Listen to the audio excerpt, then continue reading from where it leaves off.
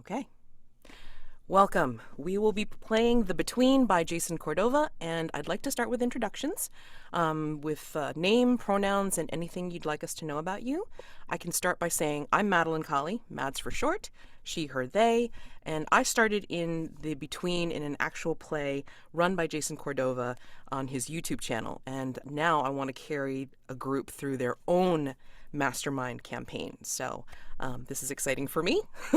Hopefully it'll go well. Let's start in the order that everybody appears in the character keeper. So again, this is just the player intros. We have let's start with Eirinar. Hi, I'm Eirinar, or Eirinar if you prefer. They, them pronouns. I will be playing the American today, but we'll come to that. And this is currently one of three between games I'm in. So I playing two, running one. So I love the system. So I'm super excited to play because every run through ends up being super different. So I'm super excited to play. All right, and then let's go on to Ben. Hello, my name is Ben Bisogno. I love The Between. I've run a number of in-person games and one on the Gauntlet. And I've worked with each and every one of you to create something for this game because I love it so much and I just love thinking about it and all the possibilities because it's just such a beautiful sandbox of a setting, and has such a rich assortment of mechanics, right, that perfectly fit together in this very evocative ways. And I'm so glad to play with y'all in this campaign. It's going to be amazing. And last but not least, Jack. Hi, I'm Jack. Any pronouns are fine. I'll be playing the vessel this campaign. I'm excited because this is my first official between game that I'm going to play in as a player. Not counting the El Paso game that I've just started actually yesterday, but like the actual classic between. I've run a couple of campaigns of it now, but I'm just excited to get to actually play it. Wonderful. All right, so we're going to be doing a quick cat since all of us here are very familiar with The Between.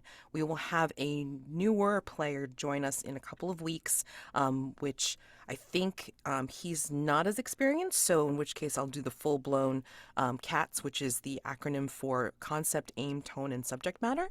But since we at this table are more familiar with it, I'm just going to try to buzz through as quick as I can. So again, the purpose of CATS is to establish some basic expectations for what this game is about and what we are going to be doing. So the concept, of course, is The Between, tabletop role-playing game about a group of mysterious monster hunters in Victorian-era London. All right, so we learn about various monstrous threats in the city and conduct investigations in order to neutralize them. Aim. The aim of the characters in the story is to keep London safe by investigating the monstrous threats and learning how to stop them. And then we are also going to be learning about the characters' mysterious pasts to paint also a vivid picture of our version of Victorian-era London, a responsibility that we will all share. All right. Tone. The tone of The Between is dark, mysterious, and sensual. A little bit of levity and humor from time to time is okay, but we will always strive to return to that dark, brooding place that the characters exist in. Subject matter. Murder, cannibalism, body horror, dark sexual themes, erotic sensuality, threats to animals and children, foul language, blasphemy, witchcraft, and defiling graves and corpses are all things that come up frequently in this game. We'll talk about safety tools, but in the interest of setting expectations right now, you should know that this game deals with dark and intense subject matter. So, the safety tools we will be using will be, of course, X card.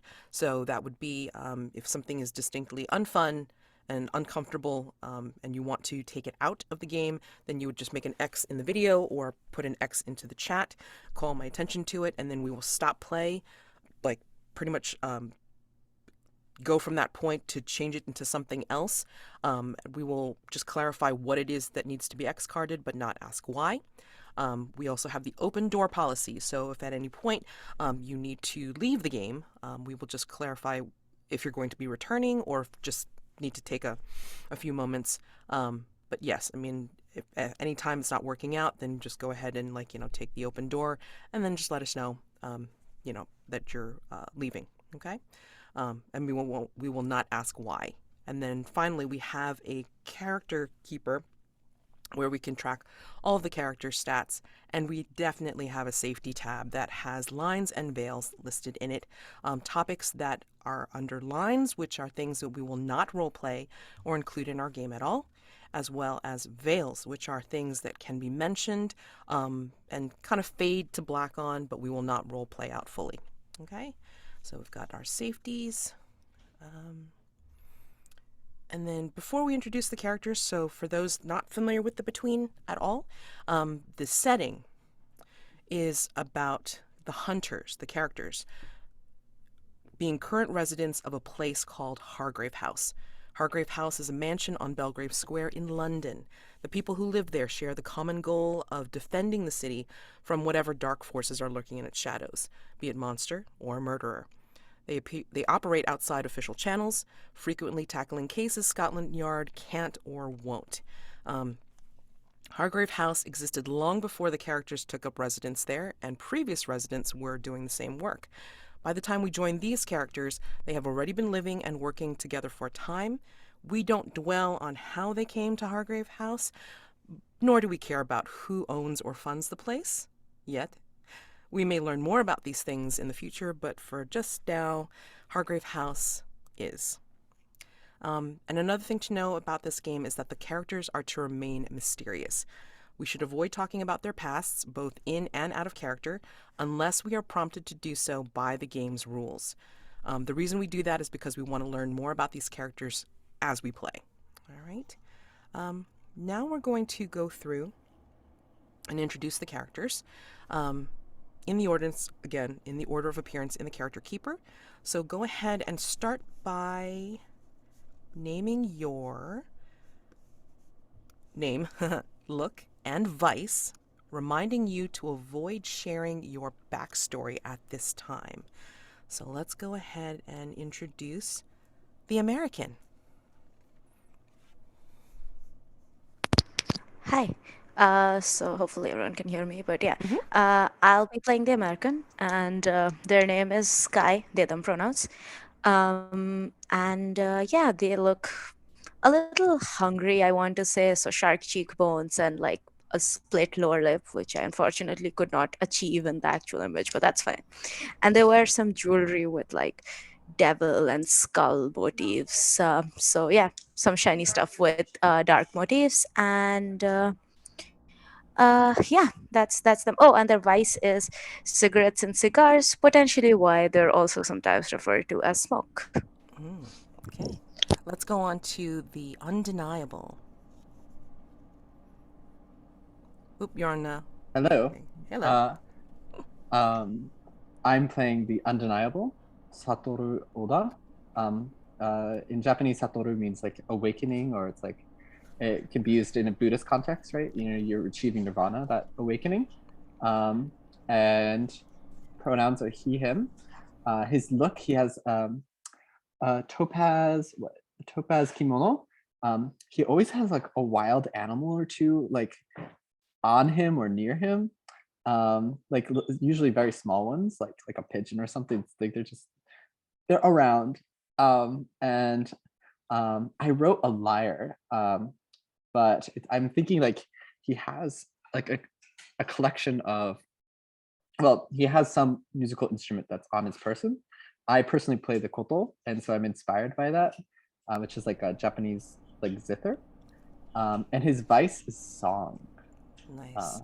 I will mention, and I don't know if this is around this time, but again, because we are creating our own version of Victorian-era London, we're not necessarily going to be historically accurate. We're not going to go crazy and then say there's a smartphone in Victorian-era London. However, I will make a mention of an instrument that's kind of pocket-sized, a kalimba, I think it's called. It's like little, it's like a little handheld thing that you can hit the thumb piano. Yes, they also call it a thumb piano.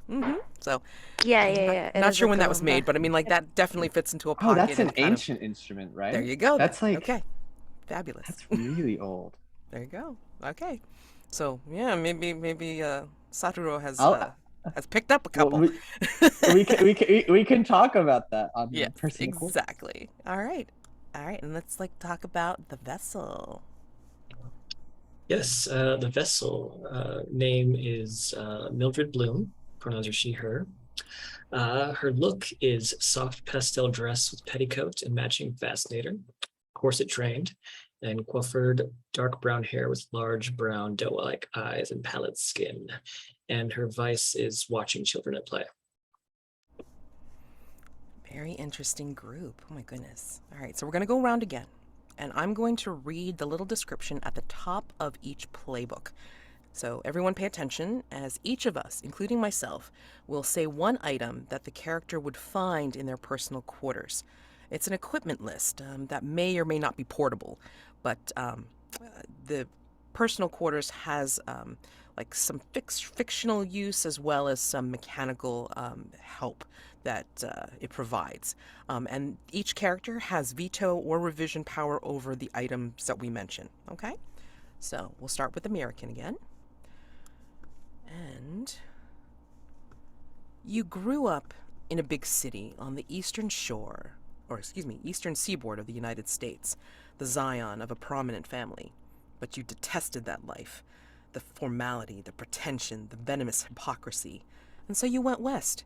You had adventures, got good with a gun, even joined a traveling show for a time. But then came the curse, and everything changed. You did your best to control it, and some nights were definitely worse than others, but eventually it got to be too much. Even your days were affected by the changes within you. Your behavior became reckless and unpredictable. And then you had to run, far away. In the end, it was London calling, a thick, throbbing mass of humanity within which to lose yourself, the whole world and all of its lovely pleasures right within your grasp. But the curse has found you, like it always does. Hopefully, these new folks, these hunters you've thrown in with, can help you for good, permanent-like, when the time comes. So, knowing that about the American, what would we say is in Smoke's personal quarters?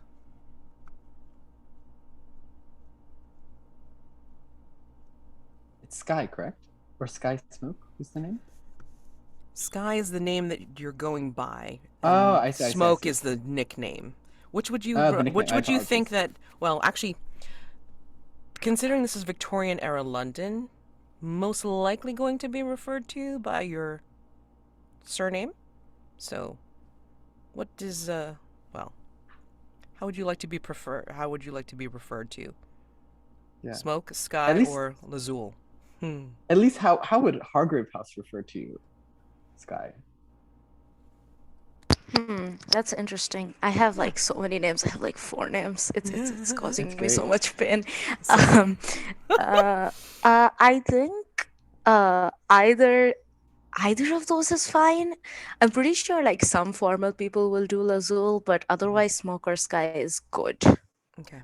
Most likely Smoke. I mean, I will be referring to them as Smoke, especially with the cigarettes and cigars. So, I'm going to say they have, just go classic. They've got a giant hunting knife.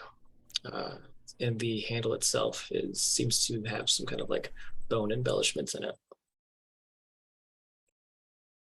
Excellent. I think that you have Sky. I have two things I have in my mind. One is like a briefcase of incriminating documents. I'm not sure about who or what they are, but you either that or you have like tattoos with a secret message like encoded within. What would you prefer? I like the tattoos. Also, the hunting knife, what did you say about the handle? I'm so sorry, I missed it. Yeah. It's got some like embellishments that are made from bone. Oh, embellish. Can they be devil and snake shaped? What is it? Devil and what was the other Skull. thing? Jewelry with skull. Yes. Can they be like devil and skull Absolutely. ish Yeah. embellishments. That's Yeah. is that Maybe, cool? yeah. Maybe it's like got some like Yeah. skeletons carved in the handle and Yeah, that works for me. And I'm gonna yeah, I'm say, good with the uh tattoos, if that's okay. well, you would pick one. It's like the tattoos or well, that is that what you picked, the tattoos, not the other thing, not the briefcase. Yeah, it was tattoos of briefcase, so I picked tattoos. Okay, great. All And right. it was hunting knife from Jack, so Yeah. And then for me, it would be you have an animal skull head that you have turned over, and then you've um, kind of like smoothed out the bottom. And then when you put it down, it basically has like the eye sockets large enough that you can pretty much drop your ashes in from whatever you're smoking. And you can pick what kind of animal it is, whether it be a big one or a smallish one. oh, so a skull ashtray. Yes, I'm essentially. gonna say like just imagine like a bison skull just hollowed Again, out. it doesn't have to be portable. It can be whatever you want. can it be like can it be like a cat or something, like something actually reasonable size? I mean, so long as it doesn't cross anybody's minds, I mean, that's good to go. I mean, it is what it is. Yeah, either cats or something small like snakes, like something with a snout, because why not? I think if like snake skulls are like more flat. I mean, it could be. I mean, that's really up to you. Oh, what if I- it was a big what snake? does a snake skull look like? What does a big snake skull look like? Well, I mean, Oh, snake especially with its skulls don't fangs. have like a bottom. What if it's like one of Snake those skull doesn't wild, seem like to a, have like a bottom thing, so it They won't don't. hold things. Yeah. what if it's a very large cat that you like I mean, we're getting into backstory, but maybe it's just a very large cat, like She doesn't. I a mean, mountain lion. Yeah, they don't Cat. have to explain what Yeah, animal it it's is. true. It is just Oh yeah, you're right. You're there. right. It's You know. just I'm just there. gonna put large. Yeah. I'm just gonna put large cat skull ashtray, I think. Perfect. All Yeah. right. Let's go on. All right. On to the undeniable. You have always been the most beautiful person in the room. Your looks have opened doors for you as long as you can remember. All the money and materials, things that anyone could ever want, laid at your feet. Artists have found inspiration in the brightness of your eyes, the delicate curve of your cheekbones, the plump softness of your lips. One such artistic work, a masterwork, rises above them all, for it captures the essence of you. It is quite simply more you than you. Lately, people sacrifice everything to be near you, to please you, and, if they're lucky, to touch you. But what to do when you get bored of being one of the gods? Knowing this, what do we think is in... Now, how would you like me to refer to Satoro? Oh, I think Lord Oda would be great. Sounds good to me. Gotta write that down. If you want to be insolent, you can say Satoru. Oh, I will find a way to be insolent. No worries here. All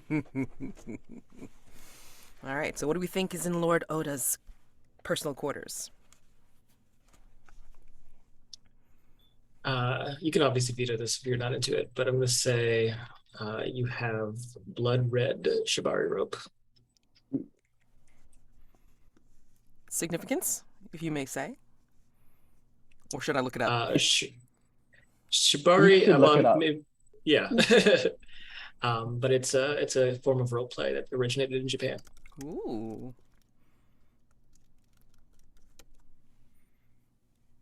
Got it. Okay. I was gonna say black velvet gloves. If that's maybe with like embroidery on them if you want, but otherwise plain is also cool with me.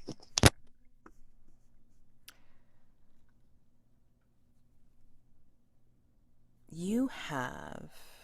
Lord Oda has golden wind chimes, specifically with etchings on each chime that spells out his name.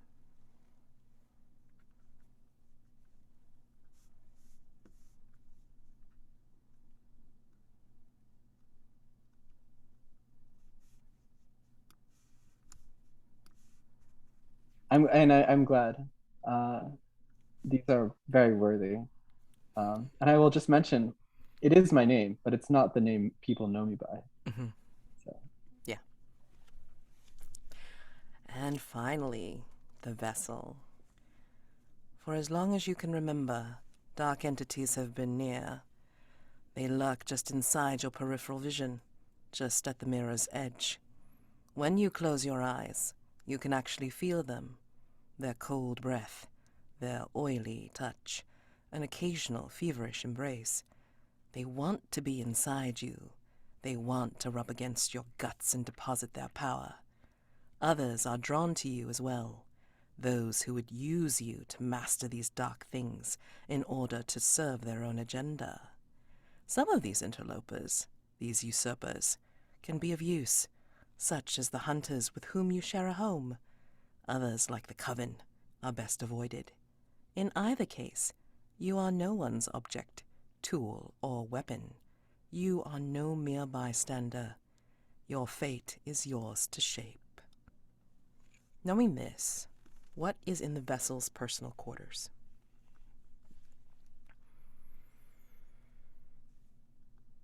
And I will refer to you as Ms. Bloom. Yeah, Miss Bloom's fine. Okay.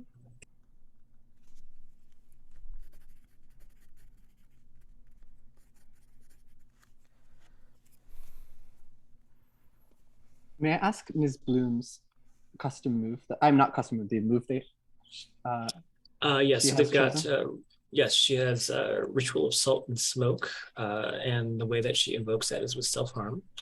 And she has Thinning of the Veil, and the ways that she thins the veil is with Tasiology, which is the reading of tea leaves.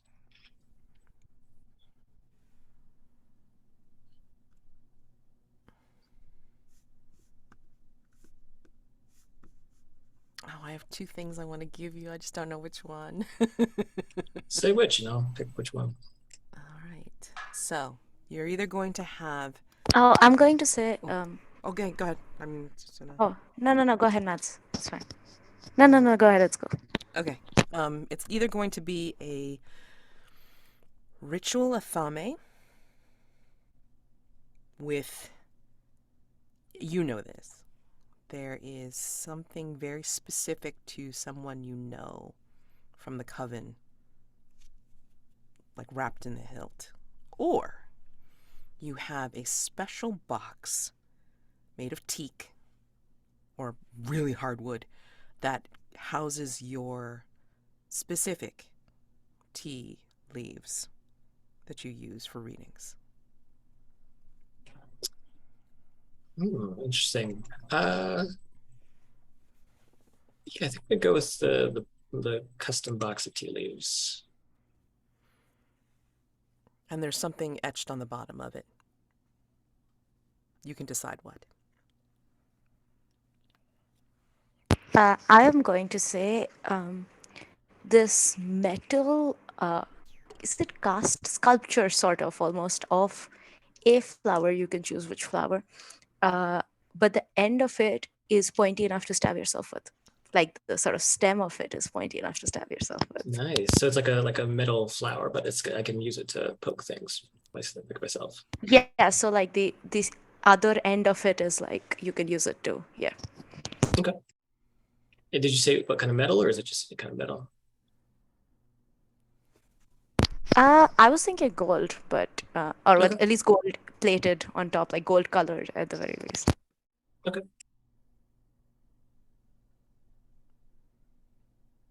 All right, Ms. Bloom, you have a gold leaf calling card to the Diamond Jubilee Tea Salon at Fortnum and Mason. And this is the most exclusive and it's the most exclusive tea house in London. And it's where a certain Society of the Lilac meets. And you have It's great. an open invitation. Okay. Yeah. So how what's the summary of this? It's a open invitation to the Lilac Society, or is it a okay, thank you. Got it. Perfect. Thank you. I had to look up like Fortnum tea and houses Mason. in Yeah, yeah, London yeah. to do it. Yeah. That's amazing. That's so damn amazing. Oh God. And Diamond Jubilee is like what, 50th? I think. Yeah, I think it's 50th.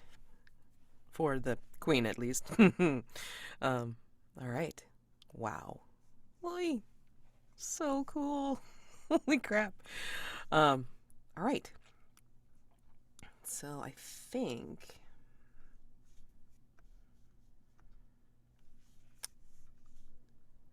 if everyone is good with what is in their personal quarters and no questions or veto or anything like that, I will say that in the between we have phases, specific phases of gameplay that we follow. And in our character keeper, there is a phase tracker. So the phase that we are going to be entering into is called Day.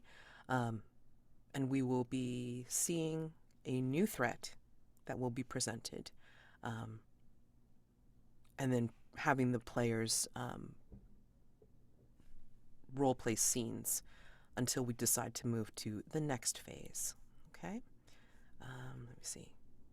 So before we do that, let's take at least a 5-minute break, and then we will go ahead and see them on a, the beginning of the day or during the day, and then we will present the threat. Okay? So 5 minutes, which will be 42 on my watch. Okay? See you in 5. All right. So, again, we will get our hunters started on day phase.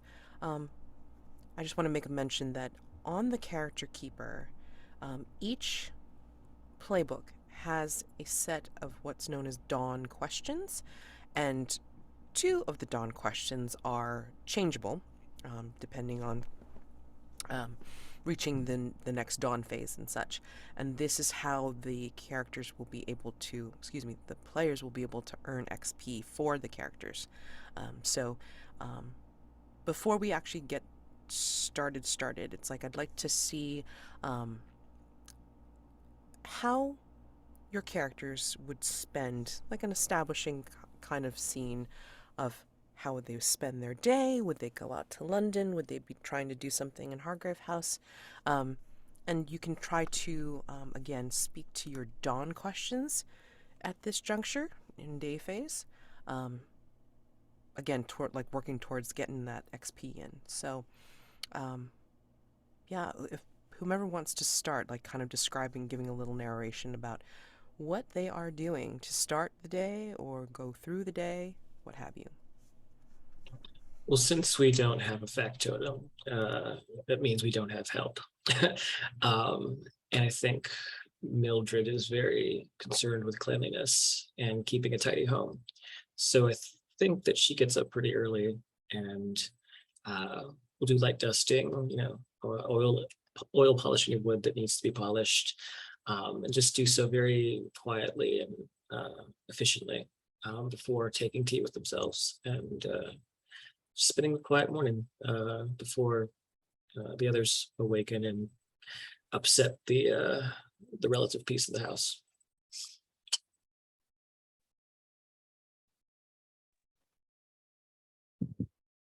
Yeah. So Mildred, she's cleaning away, and she finds me in her ritual chamber. Do you have that? I forgot. Oh, I don't have it yet. You don't have that. I apologize. So you find me in the kitchen. I'm asleep, half asleep. We have this very large, industrial kitchen, right? It's like for like when it was a truly manor house, right? And I'm like half asleep in the sink, right? And it's like a total mess from the night before. And you can tell I've kissed my lipstick away. And she's like cleaning up around me, and she wakes me up, and it's like, ugh, I'm half groggy, and it's like we have our morning exchange, and I said, oh, thanks for cleaning up, my dear. And I pull myself up. I So my dawn questions are: do you have a clear expression? I don this robe. I'm fully in the nude at this point, and I don this beautiful silken robe that had been pulled off me, and I slink my way up the steps to the highest room in Hargrave House. It has like a beautiful look over London, and I look as the dawn is creeping up over the horizon, over the rooftop silhouettes. And I sigh. I take out a key that is half hidden above a banister, and it clicks through. It has beautiful satin cord, and this key, it's like made of like chiseled out bone, and it clicks into this little hatch that's next to a large full-length mirror that goes from ceiling to floor almost, and then the mirror kind of opens kind of with a gasp, right?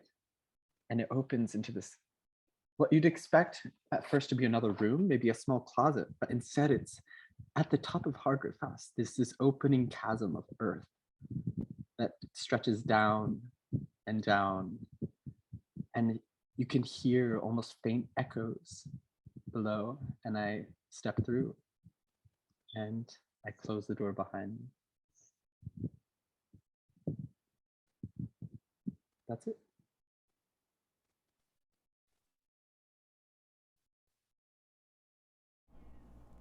Um, I cannot top that, but I am.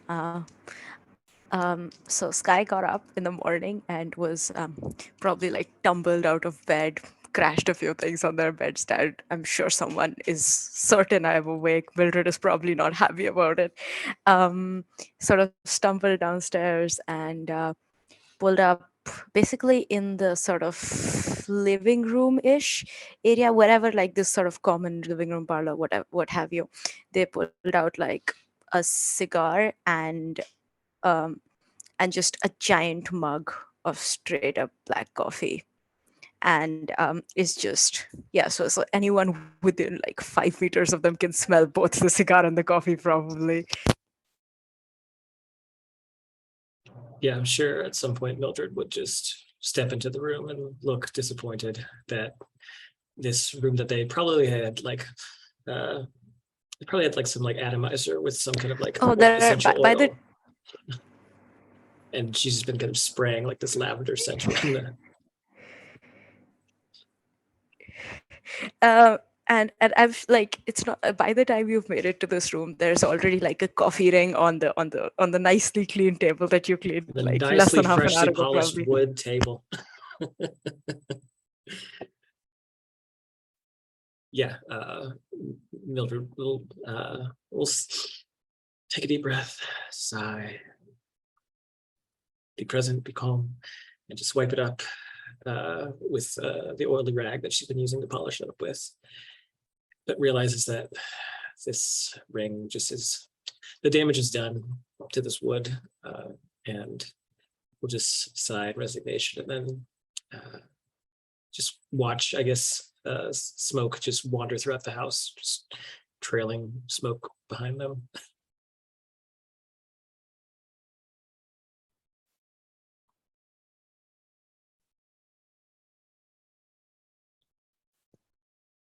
Manzi, you're muted.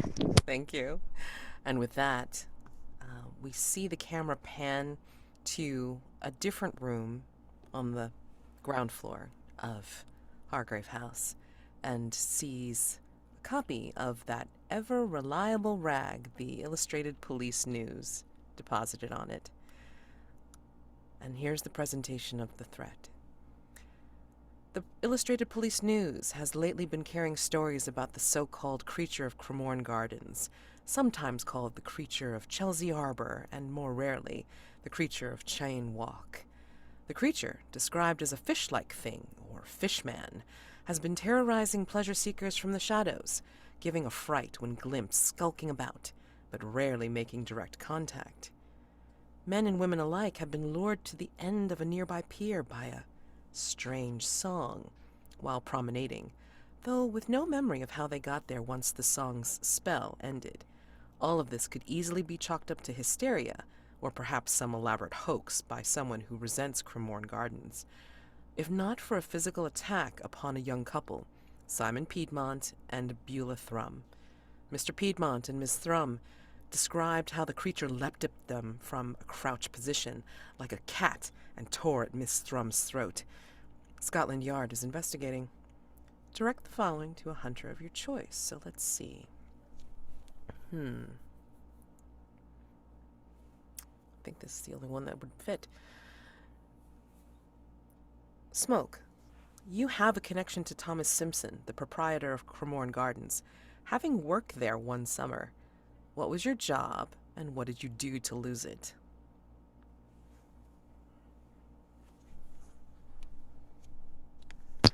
I'm going to say I was.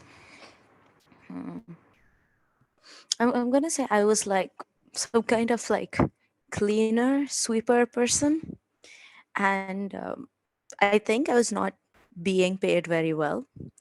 And while I was in while I was in need of money, I probably lost my temper at this man one time and yelled at him. Maybe. I think that's what happened. I'm not sure he likes me very much. Oops. Probably not, but... Also, could you spell the first name of Miss Thrum? Oh, yes. So, name is Beulah. Spelling in the chat. There you go. Thank you. Welcome. All right. So, the way the threats work in the Between is that the threat is presented, and then there are questions and opportunities. So, the threshold question for this threat is the creature real or is it a hoax? And the complexity is listed as 4, which means that the hunter should have a minimum of 4 clues that they would be building up to be able to get the straight roll for theorize. They would take these clues, like, figure out a resolution or the answer, or an answer, I should say. And the meeting the complexity means that they would just worry about doing a straight 2d6 and then seeing if they're right or wrong, and if they can go on to the next question and opportunity. Okay. If they get more than the complexity, then of course there's pluses added to it. But really, you can also solve or answer a question if you have a minimum of half the complexity of clues. Okay, so you could get by with a minimum of 2, but then you'd be at a negative. All right, so you have places that you can definitely investigate for finding clues for this question, this threshold question.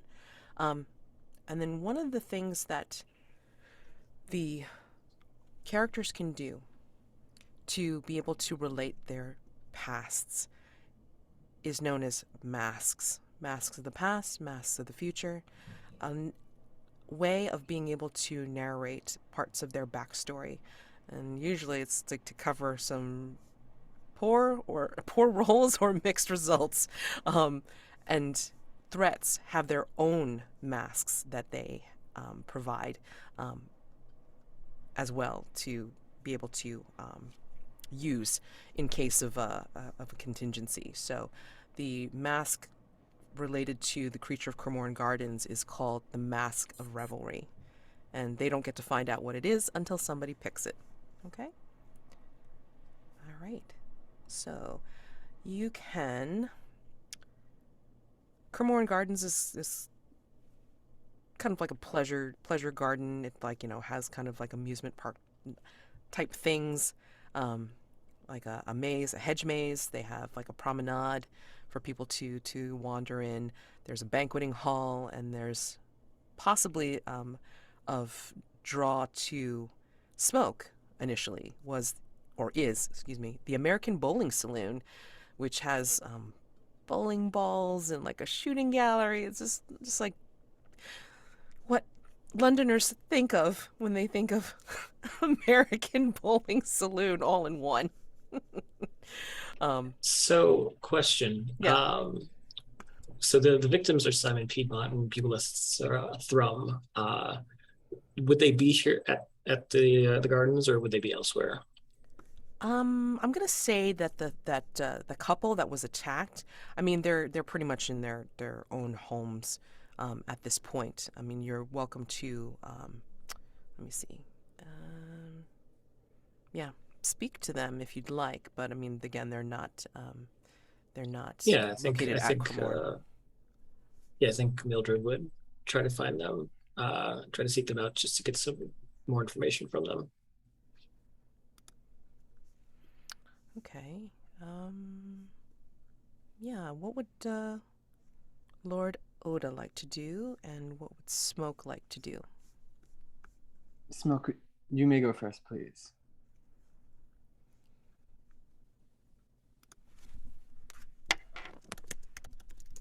Hi. So I think I'm going to I don't think I'm a fan of Thom and Simpson yet. I think maybe I keep a grudge. So I am going to, well, at least make my way to the gardens themselves. We'll see if we run into our former employer. Oh, you can if you want to demean me, you can call me Calum, because Smoke does not like that name. Okay, If you want to piss me off, that's what you call me. Yeah. Would it have been a name though that Mr. Simpson would have known Smoke by though? I mean, Oh, no. That was in response to Satoro. Oh, oh, or Lord Ora. Not in response to. I think Mr. Simpson would have just known me as like Sky Lazul. okay.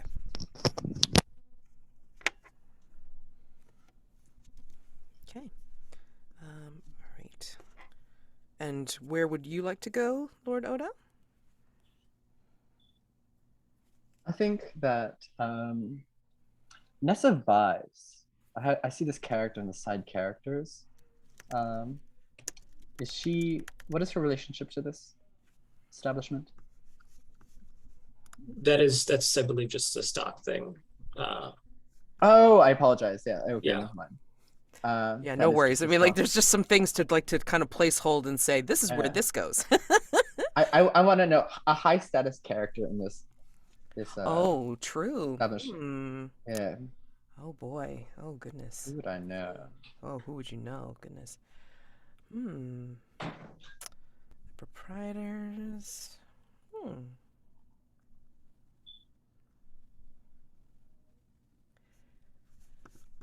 I would ask if you would know, well, would you know artists or would you know bon vivants?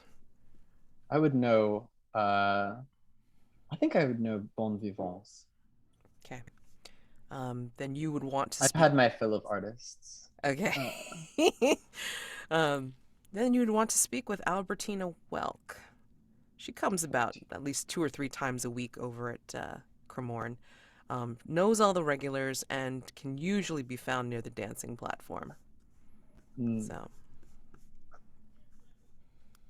Is she related to the owner? she is not. She is Okay. basically one who likes to garner attention at Ah, Cremorne. beautiful. All right. Okay. I'd love to go prepare something for her. So I'm not going to meet with her right away. Right. I'm going Okay. to meet outside of Cremorne Gardens Hmm. with a trapeze artist that I know Hmm. who can do some things with a rope. Okay. All right. So, let's go to Mildred first. I would say that you're probably going to touch base with Simon and Beulah before heading over to Cremorne. Like they live near there, but they're not like um, you know, in the gardens or anything like that. Yeah, it's just yeah. Yeah. Okay. Um, hmm. Yeah. So when you meet them, they're basically, I mean, they don't necessarily want to like meet at their home per se, um, but they are going to meet like in the cafe like nearby or something, and Yeah, then they'll I like can kind of imagine they're like maybe like kind of hesitant to go back to the gardens themselves. So yeah. I wouldn't mind meeting them at a cafe. Yeah. Yeah, no, absolutely. So that's probably where you see them. Simon is fresh-faced, smells like lavender, but he's got like a grand manner of speech. He's more than happy to talk about the creature, especially if you like kind of give him like some flattery or you buy him some ale, like get him a little bit more drunk. And then Beulah's like pale, kind of like if you were going to compare it to a flower, like one of those like little whispery flowers, um, basically. And like she's very doe-eyed as well, but she still bears the scars of like where the creature tore at her coat, and broke the skin. So you can see that. So she's definitely not wanting to go back to the gardens again because she's frightened. So Yeah. I'd say that Mildred would have bought a round of tea for the table, and well, I understand you claim to have seen something rather dreadful at Cremorne Gardens. Uh, oh and if you don't yes, wish to, no, when it leapt at Beulah, my Beulah, I was terrified. But something overtook me. Something ancient, something primal. At that moment, I was one with my ancestors, protecting my hut from the beast in the bog. I had no choice but to fight, you see? And it's like he's getting into it, like, regardless of whatever he's drinking. He's just, like, trying to tell you the exciting story of him saving Beulah. yeah, she just Mildred just casually turns away from him and then looks to Beulah. So, what do you remember happening? I don't really remember much. I just remember being a bit scared for Simon. I mean, he was completely shocked. It's like the colour like drained from his face. I managed to wrench myself out of the thing's grasp and shake Simon out of his stupor. And Simon's trying to paw at her and like trying to get it. No, no, no, that's not how it happened. No, no, no. And then we ran. Do you remember anything else? Any sounds, any sights? Do you remember what this creature looked like at all? Oh, no, I mean to be honest, it was dark. We were walking out in the dark. I mean, she's trying not to tell you what they might have been doing. Um, Can I do the information move? Absolutely. So Yeah, information move is like 2d6 to start, and if you have anything that you'd like to use from your personal quarters to give you advantage on this, great. no, not yet. Okay, and then you would use, I would say, presence. I would say. I'll take it. Okay, Ooh, that's a 9 + 1, so that's 10. excellent. Okay, 10. That gets you a clue.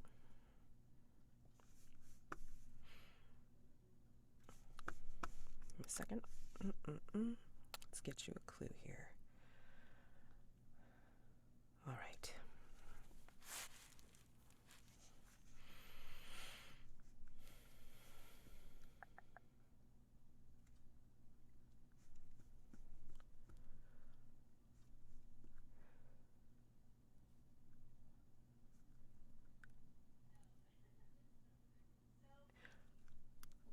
I'm going to say, I mean, like, as you're talking with her, and then like Simon's trying to get your attention back, but like Beulah's giving you the truth. She's basically saying it's like, I what I heard before the attack was it sounded like a little girl. She was singing some sort of song, but it didn't sound like anything at the gardens. It was something very like mysterious, like I mean almost a sea shanty, but I mean, my mum knows that kind of things because my dad was a sailor, but I mean, I did not hear anything like this at all. In fact, it sounded like it was in a completely different language. So that is your clue. A girl singing an unusual song. Let us cut And this over. Yeah, go ahead. preceded. Oh, no, I just wanted to say, this preceded the attack or followed it? No, I heard it just before it leapt out of the shadows. Interesting. And now I should take a little sip of tea. Mhm. And then we're going to cut over to, let's go over to Lord Oda. You say you were going to meet someone outside of Cremorne. Yeah, I think so. I think I have I've sent a calling card to an artist, a trapeze artist friend of mine. Um, uh, a certain, what's a good French name, anyone? Oh, why not go with the classic Etienne? Etienne. I have a beautiful acquaintance named Etienne. I invite for tea at Hargrave House, morning tea, and I have this, like, there's a beautiful garden in Hargrave House. I have prepared, and the sun is especially bright, and our shadows are especially strong. And I flick a squirrel off my shoulder as the door opens, and he walks into this beautiful kind of vista. It's like if you could imagine an Italian movie and like that kind of sepia toned gardens, like soaked sun, that's like the scene that he walks into. And I have this beautiful seat for him ready with a perfectly placed cigarette. And I say, welcome, Etienne. I have a proposal for you. I'm so excited you've come. Would you come to join me? I reach my hand out.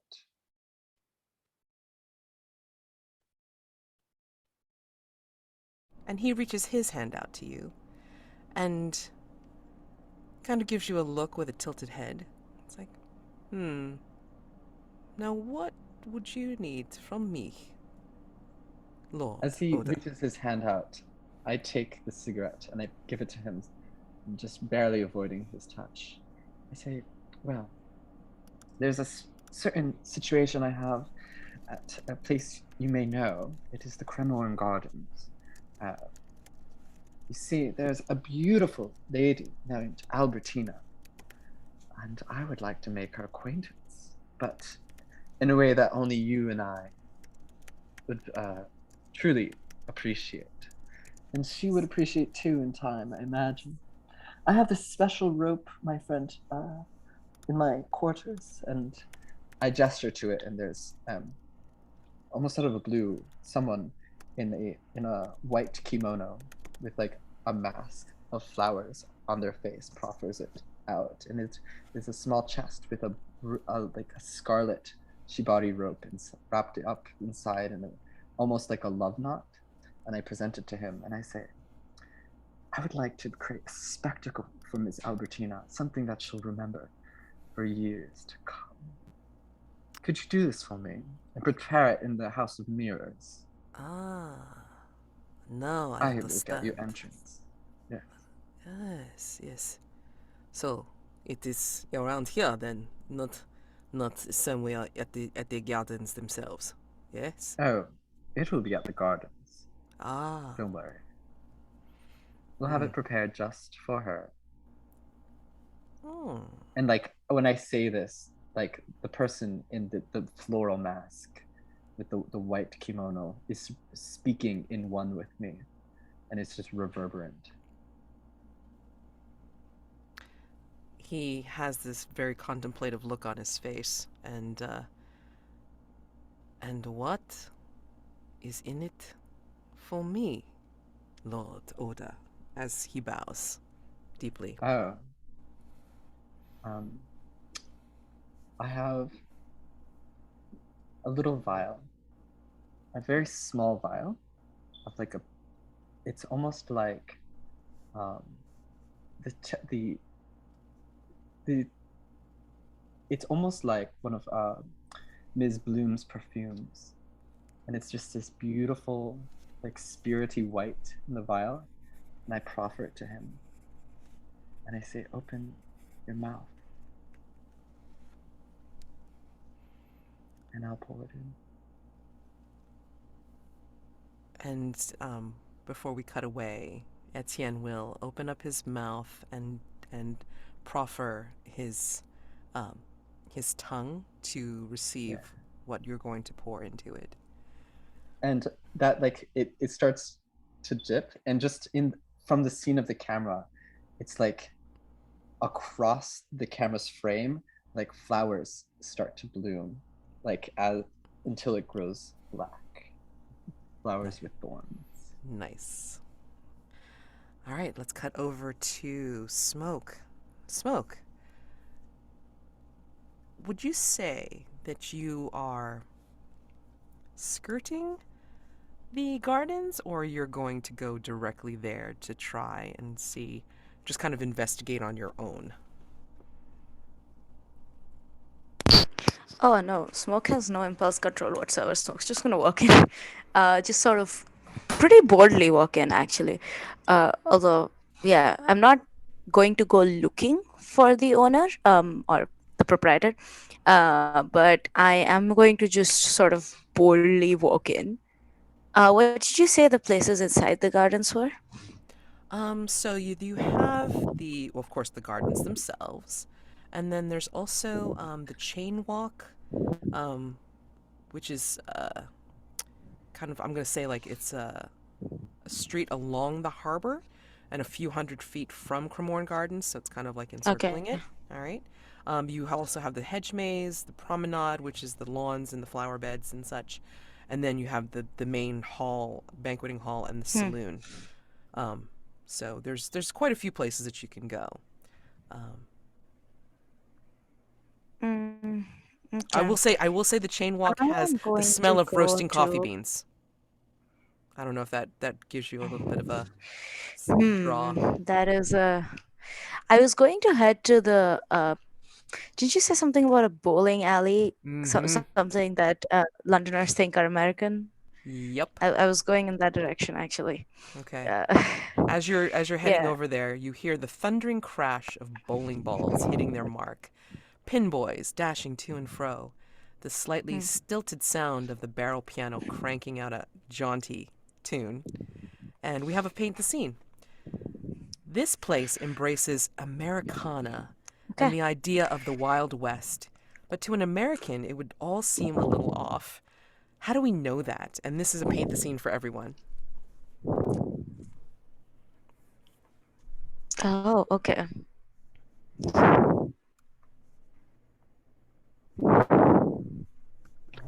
I think there are really badly textured animals all throughout.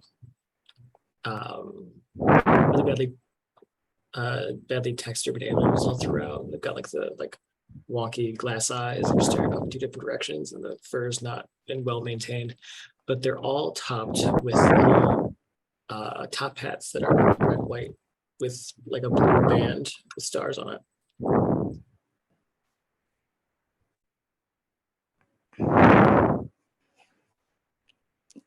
Oh, I'm so sorry. I am extremely sorry. Um, okay. I was yeah, I was thinking of like top hats too. Um,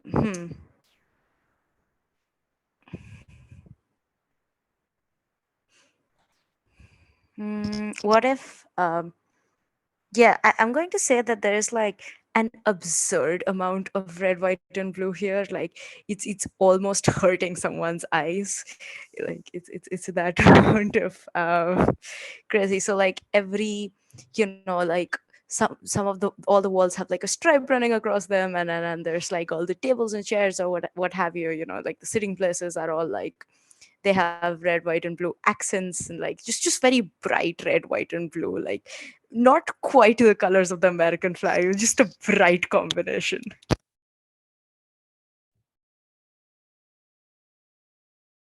I think that the red, white, and blue extends to like lots of paraphernalia that like there's different skulls, right? Like you'd think in American West. However, they're all decorated like the Day of the Dead, like the Mexican holiday. And so it's like someone has traveled to like Texas and like brought back stories about all these supposedly American festivals, but are actually from south of the border. And so there's like a very strong Mexican influence here, and like the holidays that are celebrated there. You have like all of these beautiful engraved skeletons, and like even music has like has a beautiful has the rhythms of Mexico and like going inside.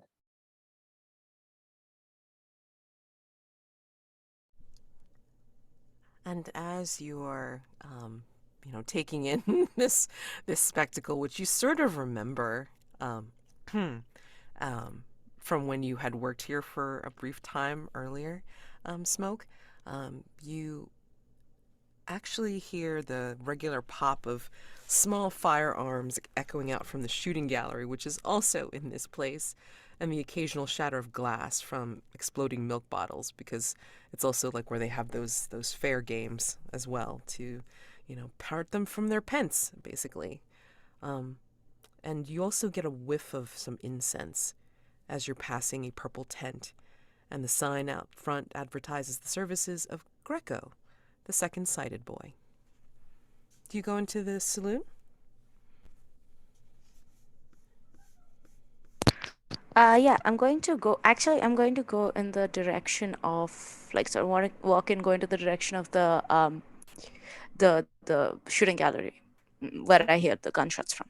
Gotcha. Okay. Well, And I'm it's going all in the same to, in place. fact, just like sort of, yeah, just sort of go in that direction is what I meant, and also sort of un whatever the equivalent of unsheathing a gun is. Like I'm just sort of carrying it, not pointing it, and just sort of holding on to it a little. Okay. I mean, but is it visible, or are you wearing something to kind of like hide it a little bit? Like so, I was thinking like more like I'm kind of wearing a holster, but now Okay. it's a little bit out of the holster kind of thing. Got it. Got it. So you have it ready, is basically what you're saying. Okay. So, Yep. okay. I'm gonna say that on the way there into the shooting gallery, you see like what looks like a very familiar figure from way back when you worked for this place. And from the back, you see a very tall, broad-shouldered, blonde male, like with like kind of unkempt like hair, like kind of mussed up. And you sort of recognize that backside as Sven Anderson, the handyman, or one of the handymen that are here at Cremorne. Do you hail him or anything like that, since you've recognized him? Uh, I don't. Question. So, who's in charge of the sort of the aforementioned shooting gallery kind of place? Well, Thomas Simpson is the proprietor of the whole place, but I think his daughter Abigail would be in charge of the like making sure things run. Is basically who also would be around. No, like making sure things run in that specific, or is there no one person who takes care of that? I mean, Like Abigail that oversees it specific. all. She oversees it all. I mean, like it's part of Cremorne as Hmm. the oh god, tourist attraction basically. Yeah. So yeah, you'd Okay. be So talking with what I'm with going his to do daughter. is I'm going to sort of uh I think what I'm going to do is, so Ben's here. What I'm going to do is I'm going to sort of wave to him and then position myself so I can also shoot milk bottles and talk to him as I'm shooting milk bottles. Nice. Okay. And he's okay with that. I mean, so like if you go up to him and hail him, he's like he recognizes you. And, Smoke, how are you? I have not seen you for how long has it been?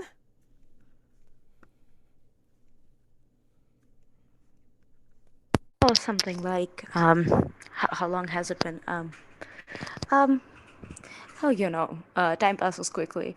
I came by because I heard some fun things about what's going down in this place, and like I do say this with a little bit of sort of malice in my voice. There's a tiny bit of malice, and he probably gets it. He does. Like I it's mean, obvious. he's smirking to you anyway. I mean, and he says it's like, oh well, part of that is that Mr. Simpson's head is always in the clouds. I mean, poor Miss Simpson. Ugh, this place hasn't turned a profit in months, and it's her that holds it all together. As you're shooting, and then like he's just kind of gossiping with his broom and tools near him. Yeah, I think I want to do an information move with him. Okay. Yeah, as I'm sort of talking to him. Sure. That would Yeah. be information with. Okay. Let me see. Probably still presence, unless you can make a case for composure. No, I think presence is good. For me, that's higher anyway, so it's okay. Okay. That's a 4 and a 3, so 8. 8 total. Okay. All right. So with an 8, let's see now. So yeah, basically Sven will be telling you that, it's been rough because, I mean, Mr. Simpson's having like all sorts of big ideas, like to make Cremorne Gardens like a place on the map that everybody should come to at some point or another, and stay and pay to participate in all the attractions and the little rides and all this kind of stuff. And then Abigail's the one that's trying to keep the park going because her father is trying to be all about it. Let's see. You are, as you're doing this and as you're taking shots and stuff, you notice that there is a strange smell near where you're at. Doesn't have anything to do with shooting the guns. Doesn't have anything to do with the cigar or cigarette smoke that you have. But you notice this smell, and while you're trying to place it, you hear calling out, "Oh, is that the backside of a certain smoke that used to be here?" And we cut back over to Mildred.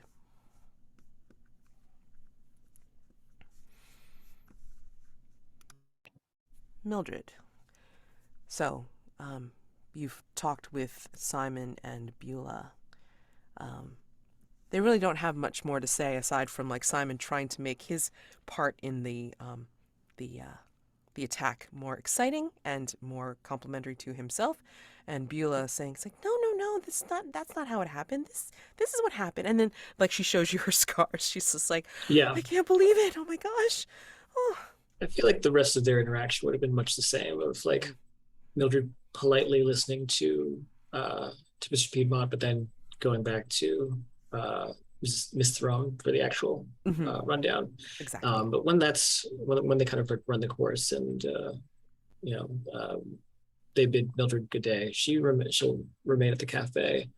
And while she's there, she's actually going to, as she's sitting at a table, take out the metal steeper, and take the tea leaves that were steeping, and just put them in her hand, and she's going to start to just sort of rub them in her palms before putting them, like casting them into the cup again. And she's going to try to thin the veil. Okay.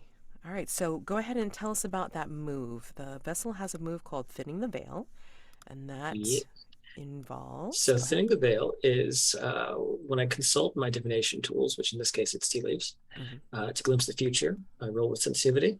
Okay. On a hit, I may ask what is about to happen, and the keeper will answer truthfully, but not necessarily completely. On a 10, I may also ask why is this about to happen? And then on a 12 plus, I can find a clue. But some other bad things happen if I miss. But I will tell you about those if I do miss. Okay, so go ahead and roll sensitivity. All right. Ooh, that's a big old 13.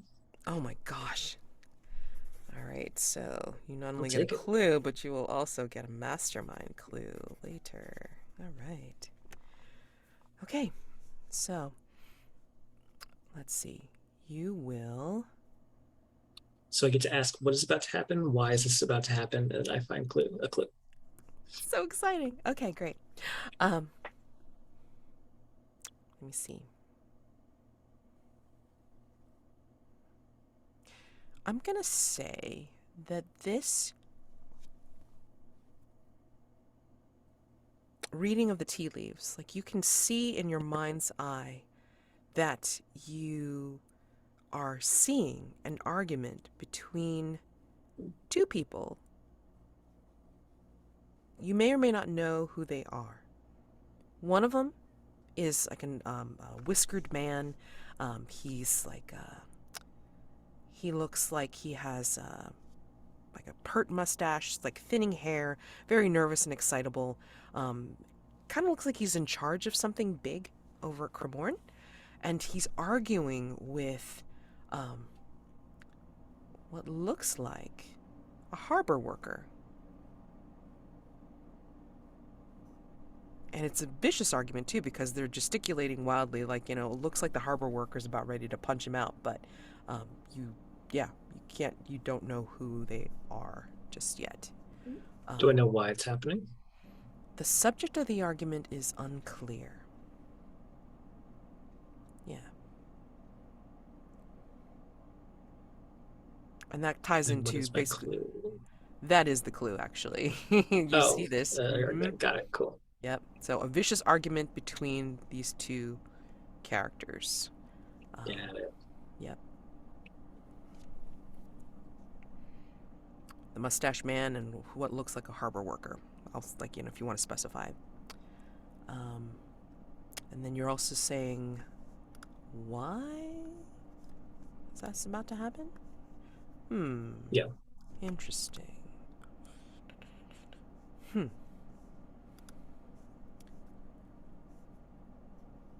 going to say the why is in what is being put up before your eyes while you're sitting at the cafe. Your vantage point gives you a little bit of a view towards Cremorne Gardens, and you see a banner going up. Can't quite make out like what it says, but it looks like that this would be the reason why there's an argument happening. Okay. Yep. Yeah, she'll leave the vision where it sits in the cup, set it down, just wipe her hand off with a napkin, and see some people staring at her, since she was very much looking at a teacup in this public place, very peculiar. The waiters are looking at you like, and one of them comes up to you and says, "Are you all right, miss?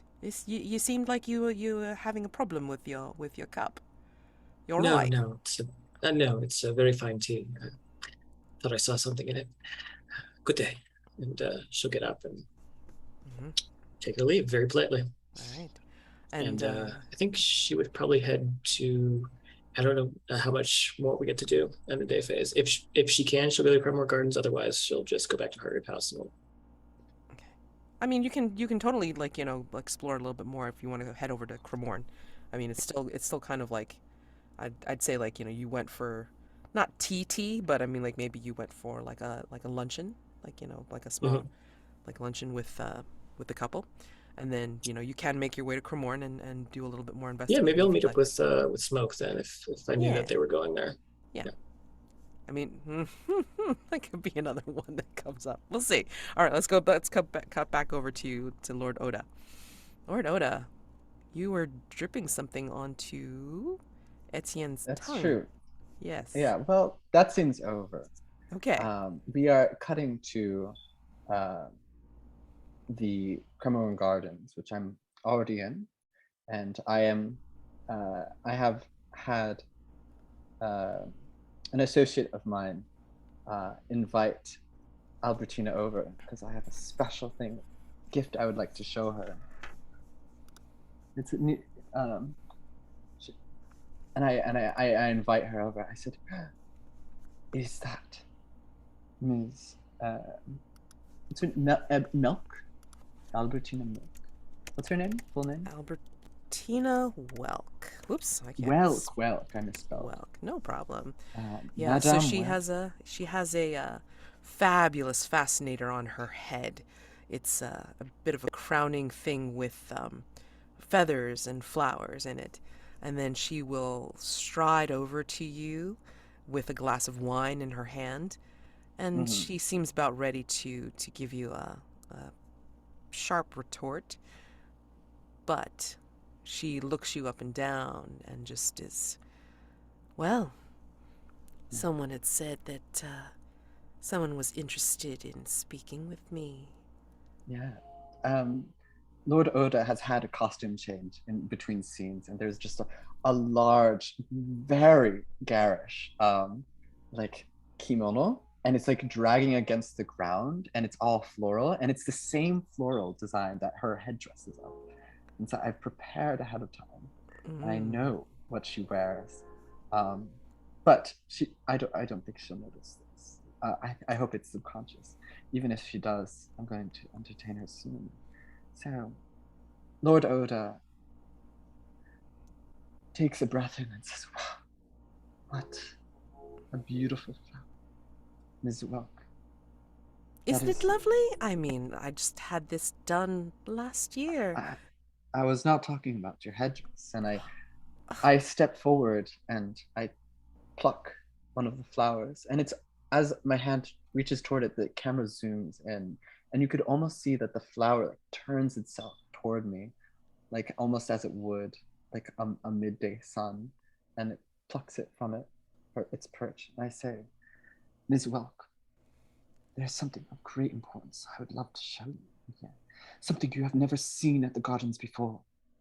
And I think only someone of your aesthetic beauty would appreciate it. You see," and I reach my hand, "I am a man of many talents, and from behind her other ear, I almost seems like I pluck a beautiful white butterfly that just like drifts on my pinky finger and is fluttering. And it's so beautiful, and just like you, I want to appreciate it." And I prick my finger on the thorn of the flower, and I rub a bit of my blood on its wings.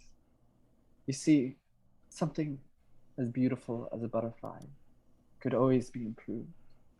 And I think you, as the most beautiful attendant, the most bon vivant in this illustrious gardens, with the perfect frame, could be appreciated more than anyone has before. Oh, Do you trust me? And she was going to say things on her lips as things were happening with you, but then she's like, she's actually silent. If anyone that knows her would see her in this state, they would not believe it's the same woman. Yeah, I would like, if possible, to use the red shibari rope, like in this move, like Okay. if I could invite her into the what is it called, the House of Mirrors. Okay. Would that be all right with you? Yes, that's fine. Madam Keeper. All right. But what was she about to say? What were you about to say? I want to hear your voice. She was going to mention about the dances that she knows, and saying about how you seem to have all the moves, but she's rendered silent by your display. So you don't need to speak. And I reach out my hand as if to dance, right? And in that moment we do, and I start to hum a song that I know from my childhood, and it just comes to my lips.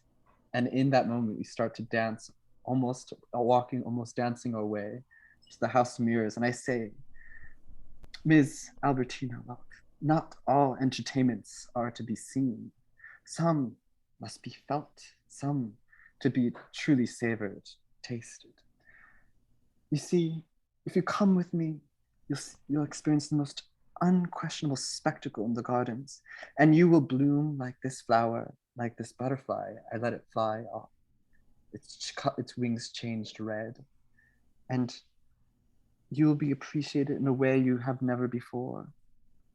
And I want to appreciate you in your fullest, to savor your image. And in this moment, we like come into this hall of mirrors, right? And they're all looking and refracting the center spectacle I've prepared with Etienne. And Etienne has this beautiful, like red silk canopy that's dripping already. And there in the center, like Etienne and like a few of his posse are there.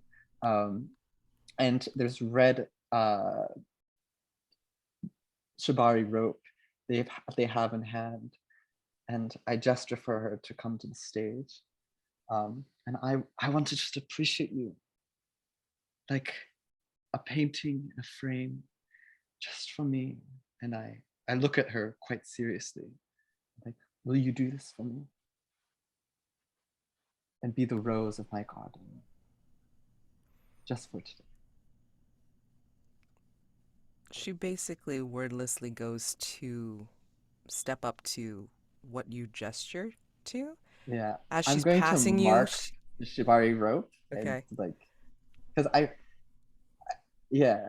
kind of want to roll if possible. Okay. And what are you Is that trying to do?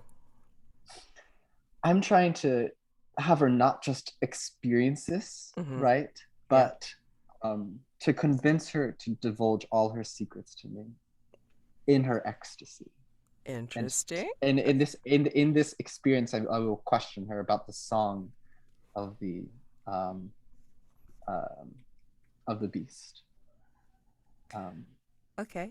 Why don't you go ahead and, well, this would be, since you're using the shibari rope from your personal quarters, that would be rolling with advantage. So 3d6, and then take the two highest, and then you would mark that off in your quarters. You can use it fictionally, but you can't use it again mechanically until you're able to unmark it. Okay. And then great. you would use definitely presence. Yeah. Okay. Capturing somebody's imagination? Oh, hells yeah. Okay. So I'm rolling 3d6, please. So I have a 7 with a 3d6. That's my highest 2 and a 5. And I would like to up this and mark the golden door. Oh, golden door. To make this a 10 plus. Oh, okay. Yep. So, Gilded Door. Okay, great. The Gilded Door. I Interesting. apologize. Okay, so again, to bring your roll up at one tier, it's like, players can use masks of the past or the future. Mask of the future is interesting because before marking any of these, the characters can retire into obscurity and retire peacefully. Once they start marking what's known as masks of the future, that puts them on essentially a blood-soaked path. So, Gilded Door is very special because it makes the character in question take the following condition: most beloved. It increases their presence, and then the other hunters can no longer choose this because now, for their own playbook, because they are essentially getting some kind of attention, special attention, once they mark this condition, most beloved. So, and for undeniable, most beloved can only be cleared via the taketh away move, which we'll see. We'll see later on, possibly. All right. So, And that brings it to you said the 10 plus? Your roll? All right. Let's see. And I continue to speak as my attendants begin to entangle her in the web. I start to hum and I say, "Now, Ms. Albertina, I have hummed you a little song of my own. Is the beast I've been hearing about, is her song as beautiful as mine?" And that's my question for the information move. Okay. I think your answer in the form of a clue is going to come to you as you're doing this. Because in this hall or house of mirrors, you will see refracted in the mirror not only the spectacle of the fabric and the rope and all this. And like I'm walking around and I'm Yeah. doing it, and like I see all the refractions. Exactly. What you're actually going to see also in this, as you're speaking and bringing her under your spell, are large glowing eyes peering at you from the dark corners of the refractions, multiplied. So that's your clue. Large glowing eyes peering at you from the darkness. And I begin to sing, and that's the end of the scene. All right, back to Smoke. All right. So Smoke, you hear the somebody calling out to you saying, "Did I recognize that backside? And who comes behind you? But when you turn around, you see Abigail Simpson herself. She doesn't look any older. She just looks her no-nonsense self. Her hair pulled back in a neat bun. No nonsense, simple dress. And she has her hands on her hips looking at you. So,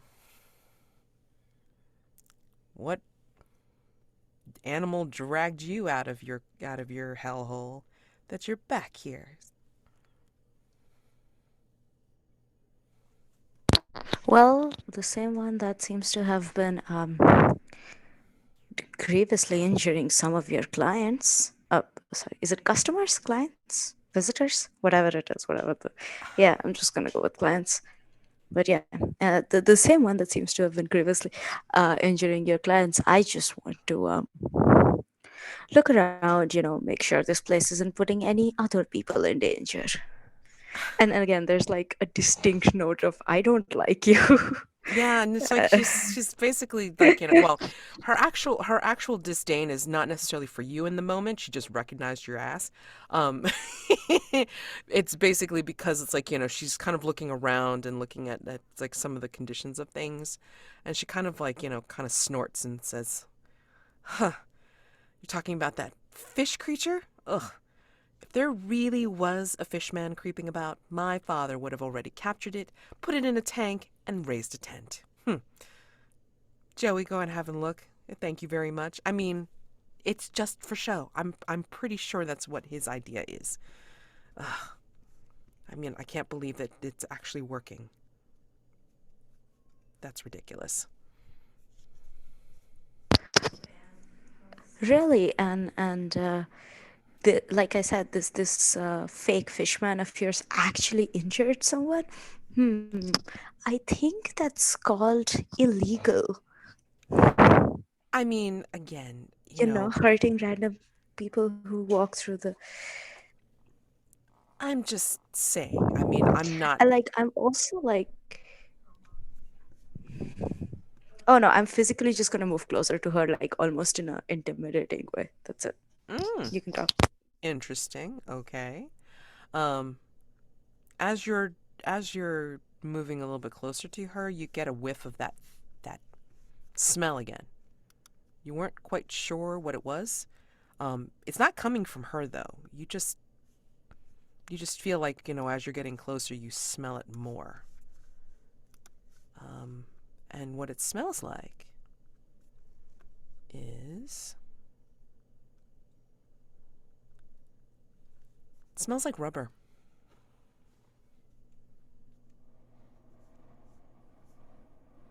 And you can't quite tell where it's coming from. It's just in this place, Okay. underneath Yeah. the smell of gunpowder and the shot and, well, bodies. You smell, that's the clue. A rubbery smell in an unusual place. Ah, cool. I'll just yeah. I'll fix that in a minute. But yeah. Yeah. Yeah. So, yeah, I do say that it seems illegal to actually physically hurt people.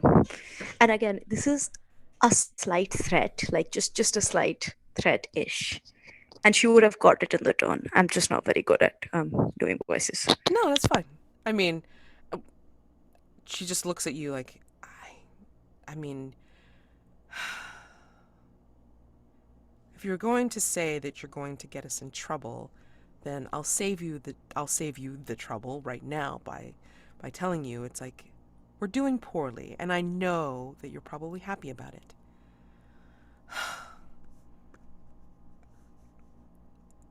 I don't think that this has to do with my father trying to create yet another spectacle or attraction. I mean, if anything, I mean, you may want to go check out what's over there. And then she kind of waves in a vague manner, like outside of the bowling saloon, further inside Cremorne Gardens.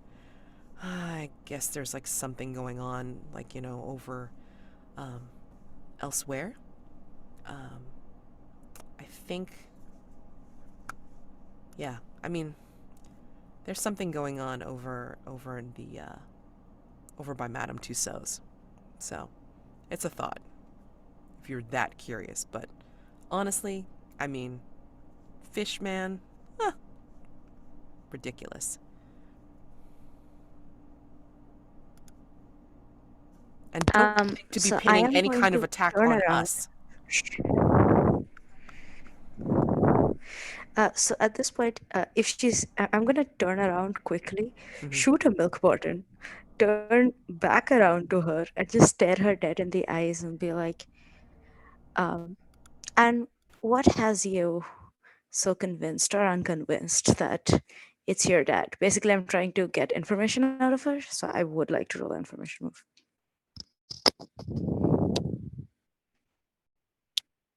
Yeah. Also, I will be like sort of twirling my gun in my hand. If you want to give me advantage, that's fine. If not, that's also cool with me. But I do want to be doing it for the flavor at the very least. We'll always take flavor, for definite sure. Let me see, hold on. I think you can always use your Colt. Without worrying about marking them. It doesn't get marked, yeah. Okay, yeah. Yeah, I mean, yeah. like, I'll take that for sure. Go ahead. So 3d6, take 2 highest. Cool.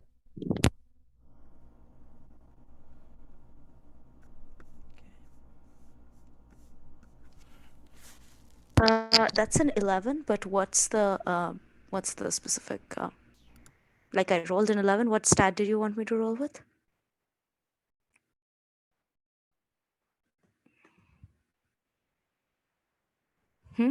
I'm sorry. Can you repeat that? I think you're muted. You're muted, Matt. This back and forth is fun. It's Yeah. okay. Okay, I think. Hold on. I feel like you're trying to keep composure on this one. I mean, because like you're trying to just like Okay, so that's like, an figure 11. out. Yeah. Okay. So Yeah. that's fine. We get a Cool. clue That's an for 11. this. Yep. All right. Let me look at the clues. All right. She goes on a little further, and your clue is that she talks about a rumor that's been going round that Madame Tussauds is creating a Horrors of the Sea waxwork. That is the clue. A rumor that Madame Tussauds is creating a Horrors of the Sea waxwork. All right. Also, how do you spell Madam Oh, sorry. uh, Go ahead and do that. Tussauds' name? Tussauds. There we go. All these French things going on. And so, she just gives you a look, just as determined in your eye, and says, I think you should just take that rumor, put it in your cigar, and smoke it.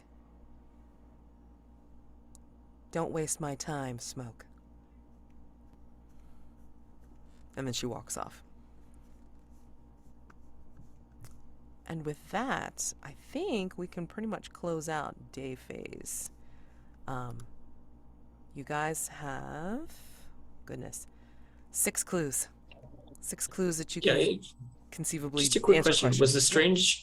was the strange smell unrelated to surroundings the rubbery smell, or was that a separate clue? Let me see. Strange smell unrelated to surroundings. Remember. It was the rubbery smell clue. I think it was just the had, rubbery. I didn't have the rubbery thing information at that Right, point. because I kind of cut and, before we Okay, went gotcha. I'm into gonna it. just wanted to make get sure. rid of. Yeah, hold on, let me see. I'm Yeah, just gonna I will check the just clues. move that up. It's okay. Mm-hmm. 1, 2, 3. Yeah, it is. It is just the 5. Okay, so 5. 1 sec. 5 clues. Yeah, 5 clues. All right, let me just double check to make sure. I'm just gonna.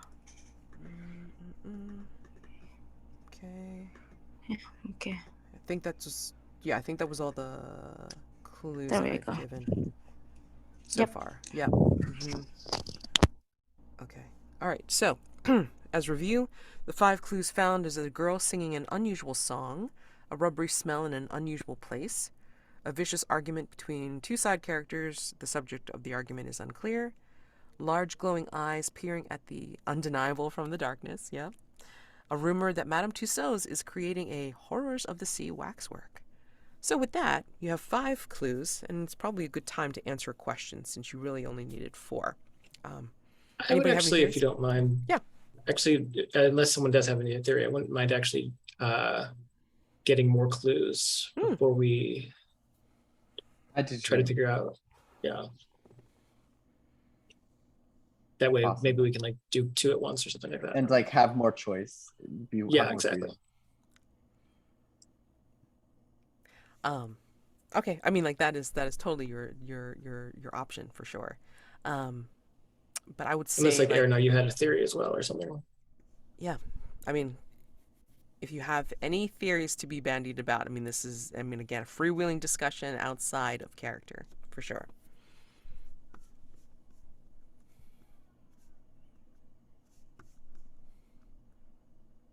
And again, the question you're trying to answer, this is a threshold question, is the creature real or is it a hoax? And as it's been bandied to me before, it's like, it can be in character, that choice, but I mean, for the most part, it's like you as players, it's like, what do you think is more likely, real or hoax? I think I as it out of character, just tactical, like idea, it's like whatever we answer this with in some way will inform us about how the supernatural works in this world, or at least it will color how it does. And so whatever we theorize, because it's true, right, will color that. And I'd like a little more options into like, if we want to go into a supernatural way, or it's not, it's going to say something about the supernatural and how it presents itself. And I'd like to have more options about that for our first threat. Fair Yeah, enough. same. No problem. Okay, great. So anyway, I still think that we can move out of day phase for that and then move into night phase because we have dusk to do first. And following along on the phase tracker, moving into dusk phase. This is the phase where if there's any playbook moves or custom moves that are resolved during this phase, this is where it would happen. The keeper poses a paint the scene question about Hargrave House itself, and then we would answer, or like we would have you answer the question given. And then we will go over what the hunters will be thinking about doing for night phase. But as has been reminded, while day phase is the players, characters, night phase belongs to me, the keeper. All right? So let's do Hargrave House first. And let's do the map room, okay? So, the map room in Hargrave House is littered with maps of the city, of England, of the world, and some of them are highly unusual. Name one and describe why it's so strange.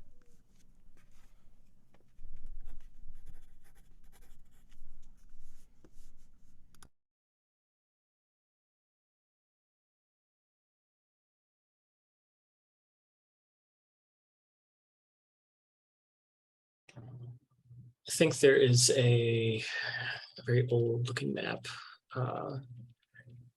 and on it, the continents don't look anything like they do now, but they don't look like old enough to be, prehistoric or Pangea. It's at some point in between where we are now and where we were then. But all throughout it are these lines that could be mistaken or could be interpreted as being something like ley lines. But each line is notated with some kind of strange sigil.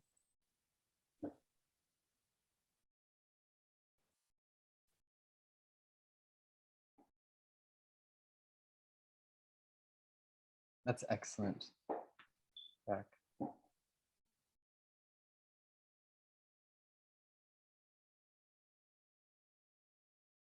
I think that there's a very strange map in Hargrave House. It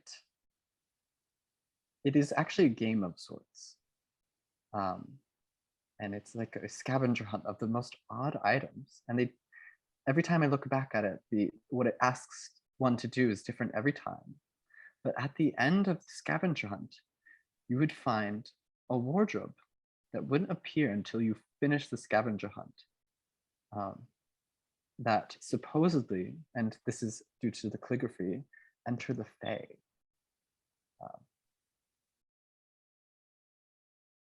I'm too bored to do it, so I haven't confirmed. It is quite tedious. Can I actually change my answer? Sure. Yeah, sorry, so that I had a better idea that I like more. So on the wall, there is a very large, essentially what just looks like a very large like parchment, very old, very aged. And it's just this rectangle of this printed gray. And at the bottom in this calligraphy style script, it has, I'm hoping I don't butcher this, Libere Parfum. I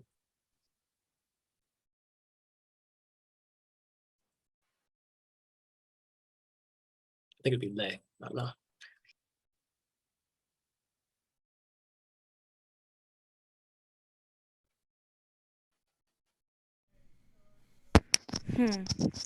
I think I'm going to say there's a map of London, but every time you look at it, like the edges of it have changed slightly, so it sort of cuts away a little bit of this or that, and not in a in a way that it is noticeable to the person. So sometimes it feels like it's actually missing parts of actual London.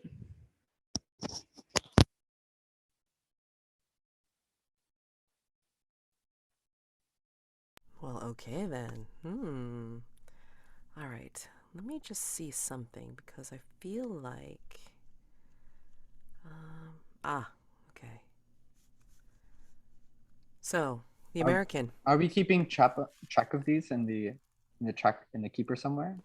Well, I mean, I'm tracking which rooms we are doing. Okay. Yeah, no 'Cause worries. I'd love to remember these. Oh no. Yeah. I mean, like you guys are getting a copy of the video, like once. Oh, okay. Yeah. So this way you can remind yourselves if you're watching. Yeah, I'm stuff. taking notes as well. So Yeah. Yeah, the I took pretty extensive notes, so there's also that. and please feel free to share them amongst yourselves, like, once you have the video or writing them down or what have you. It's fine. We need to deal with the quickening. Somebody, the American, rolls with composure or sensitivity at the beginning of Dusk Phase. Your choice.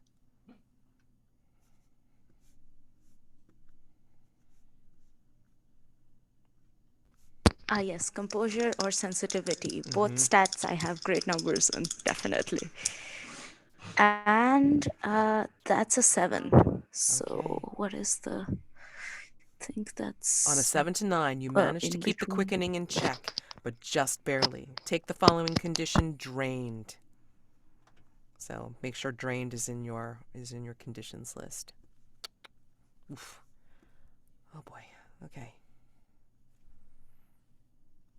So, following Dusk Phase. And I don't think the Undeniable or the Vessel has anything with playbook moves having to do with Dusk. All right. Now, each player will say what their hunter wants to be doing during the upcoming night phase. You have, again, the option to do more investigations, of course. I'm gonna say, and like I know normally it's done during day phase for folks and whatever. But I mean, if you guys want to spend some time in trying to do some vulnerable moves with each other, that's fine as well. Most beloved is a condition that cannot be cleared, but if Smoke wants to try to have a vulnerable move with one of the other hunters, that's fine. Just make that part of the scenes. And we will also be introducing a mechanic in the between called the Unscene. Okay, so let me see. Okay, so just to back up just a little bit, vulnerable move is a special move that players can do with each other as long as a hunter is engaging in their vice with another hunter present or with another hunter. Then both characters can clear a condition, and then the one whose vice it is has a bonus where they can either create a clue towards an active threat, or they can invite the other hunter to ask them a question about their past. Okay, so that is a choice to do in this upcoming night phase. And then the Unseen is a mechanic where it introduces a seedy underbelly of London, a slice of life of London that has nothing to do or anywhere near where the hunters are having their scenes. However, if the unscenes that will be narrated by the players can be tied in thematically with the hunter's scenes, or vice versa, then that will be able to answer one of the questions that the players have on their dawn questions, which is, did you experience an echo in the night? Okay, so again, the Unseen is like a cinematic cut to give a slice of life of London or like, the environs of the city, and then kind of like compare and contrast maybe a little with the hunter's scenes to just add a little bit of spice to the night phase. All right. So the Unseen that I've picked for today is going to be, it's the third row down, first one, and it's called The Dinner Party. Eric Taylor has a good job as a clerk, and with his wife Abigail, they form the very picture of the respectable new Victorian middle class. Behind the lace curtains of their terrace home, they are throwing a small dinner party for equally respectable friends, the Davenports. The Taylor's daughter Maud plays piano passably in the parlor before dinner is served. All right, so first one is paint the scene, which will be everyone. Prompt 2 will go to Ben. Prompt 3 will go to Eirinar. And prompt 4 will go to Jack. All right? And so before we hit the Unseen and try to See how far we get through the night phase. Yay! We're going to take another 5-minute break, and then we're just going to buzz right through them all. Any questions before we take the 5? Okay, wonderful. So on my watch, it'll be the 11 mark. So see you in 5. All right, so we're going to resume by starting with the unseen, and then the hunters will unfold, like where they're going to be and what they're going to be doing. All right, so the first prompt for the unseen is paint the scene. This is for everyone. As the Taylors and the Davenports enter the dining room, what do we see that shows the Taylors have made their best efforts to impress? And how do we know the Davenports are a rung above them in terms of wealth and prestige? When the Taylors let the Davenports in, they file in as a family, and the Taylors have set out their their finest china and silver. They've neatly set up all the linen napkins as best they can. All the candles are lit, all the silver is polished. But when the Davenports enter, their fashions are the latest trends, the finest silks, the most impeccable tailoring and construction of these garments on this entire family. Even the children have just immaculate clothing. But there's a moment where, as the matriarch of the Taylor family starts to lead the Davenports through the house towards the dining room, the matriarch of the Davenport family looks down at the table setting, and she picks up one of the knives, a silver knife, and just looks at it, just kind of scrutinizing it. And though Taylors probably don't see it, Davenport sees this particular knife is not polished, and so she puts it down and gives the table one last judgmental look before continuing on this tour.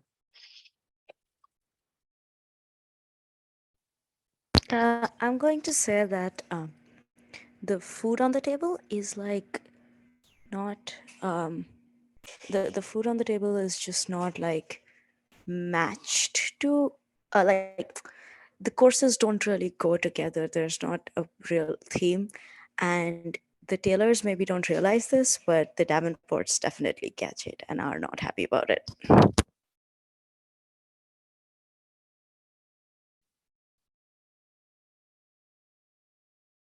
I think that as the Taylors and Davenport enter the dining room,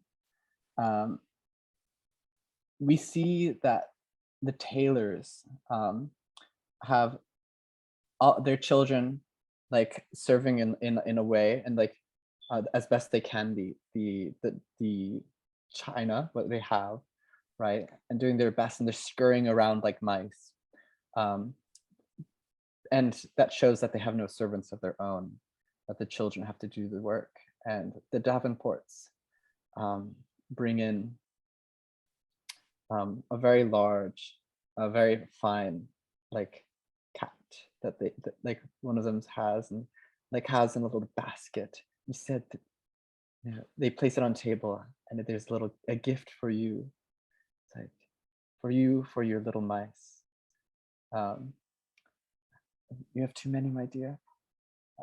And that's what she says. Okay. Now, the Undeniable has a move called the Room, and the room is special.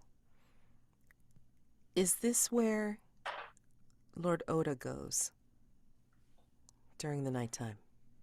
Yes, I think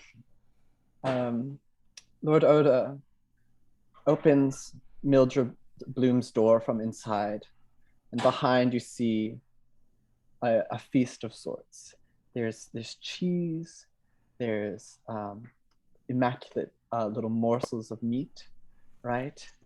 And throughout the room, like it's filled, brimming with rodents, right? It's nibbling on all of these, and into the room, Oda lets go of a large feline to enjoy its feast, and to make Mildred Bloom's room quite the dining affair, and closes the door behind, and then walks up to the room, to that beautiful mirror, takes out the satin corded bone key, and unlocks the little click of the mirror, and it sighs open. But this time, we see that instead of like a cavernous cave, right, there's a beautiful garden. At this point, I would like to mark the cosmic passage.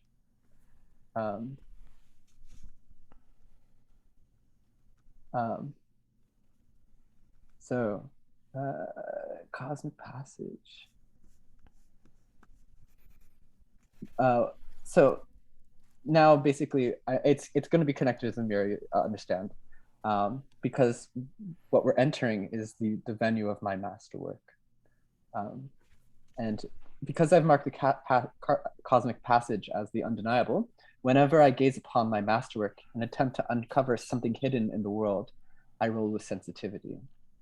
On a 10+, the masterwork reveals a clue or a mastermind clue, the keeper's choice, or my choice, I guess. And on the 7 to 9, as the above, I also scar my reflection. Right. Question. Okay, so mechanical question. Wouldn't you only mark the mass, like, if you were trying to, like, cover a miss or bump up a mixed result roll? I think I can do it whenever I'm throwing away one of the masks, basically. Really? Interesting. Yeah, because I want to use this move right now. I see. Okay. Well, before you do, I want to ask. The Undeniable has a playbook move called the Reflection, and this is what we refer to as the Masterwork. So the Reflection is somewhere in London, hidden from the world, is a masterwork created in your image or otherwise inspired by your beauty. It is guarded by a cult dedicated to your worship. What is it? Yes. So as my mirror opens up onto this beautiful garden, and behind me there is no mirror but just a trellis, an entrance, a threshold in which I step through in a beautiful kimono. I have done a wardrobe change right now, and this is like a blood-soaked butterfly, it looks like, as I walk through. And I'm stepping upon this like beautiful grass. It is the most perfectly cut grass, and onto these steps. And as the camera zooms up, we see a beautiful, like, almost you can't describe, like the moonlight on the ponds, and the flowers are like singing in their shades of blue and purple in the twilight. And as it goes up and up, this beautiful English garden reveals in the center a Japanese garden that bridges its way to a small island where there's an old, very old, could be the origin of this garden, bonsai tree that is growing in a small pot.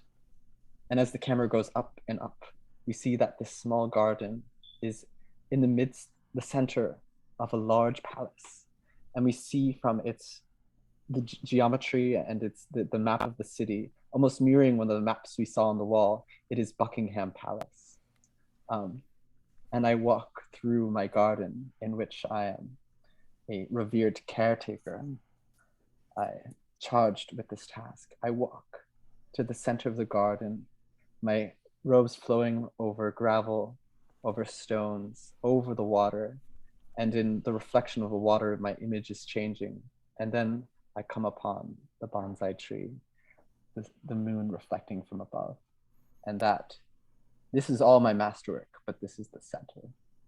The masterwork will gradually degrade so you can remain young and beautiful, and will bear the scars that your evil acts would otherwise leave on your soul.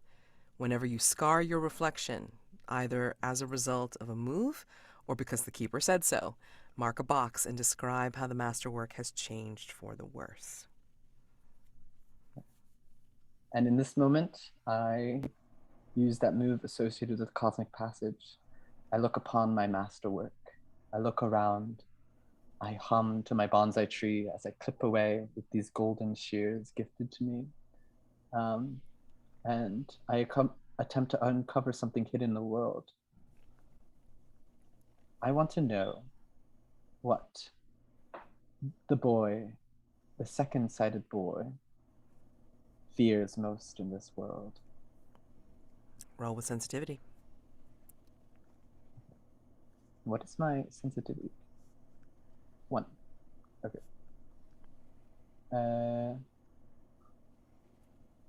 So that is a 2 and a 3, plus 1 is a 6. Can the cosmic passage count to bump that up? No, I don't think so. Okay. Oh my. Okay, You're definitely scarring your reflection on this one. Yeah, it's true. Yeah, so hit a box and then like think about how your reflection is scarred at this point. I'm gonna cut away for a minute on that miss. Let's go over to Mildred. As far as I know, it's like, you know, your room had a visitor. Well, I will say that the reason she even allowed anything like that to happen, to apparently have rats and a cat in her room, was because she never came home.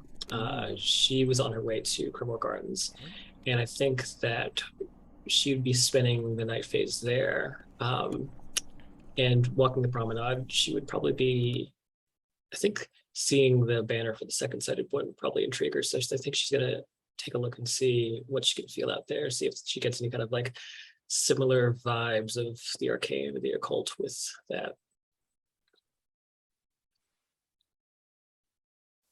And as I just as a note, and this will make sense later, but none of the animals that went in that room will ever come back.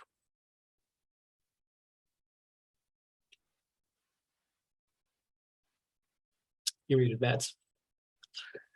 I will get used to this. I will. Okay, so is there anything specific that you are doing with a move, or are you just trying to get like a vibe of the second-sighted boy? Well, I'm just trying to go see what this second sighted boy is all about. Gotcha. Okay, so Greco, the second-sighted boy. You are outside of this tent that you see. It is swathed in purple veils and cloth and fabric. And if you happen to take a peek in, you see someone in there that has mystical face paint, where it almost looks like part of the face is darkened and then the other part of his face is pale, like kind of giving like a yin-yang type of effect. And then there is a jewel in the center of his forehead representing his third eye. And he sounds distant when he speaks and says, "You are Mildred Bloom, I presume." You would be correct. I take it that you are second-sighted boy then? Correct. I see much. I feel much. Have May you I help seen you? anything? Yes, I was wondering if you'd seen anything, any strange activity regarding a creature of some kind. There was a young couple here who claims, and rather valid claims, judging by some of the injuries that I've seen personally. But this young couple claims to have been attacked by something here, something strange and unusual. That is so. They claim they have been attacked by something.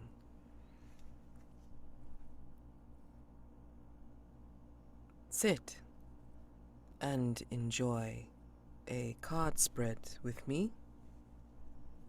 She does. She sits very, very gracefully.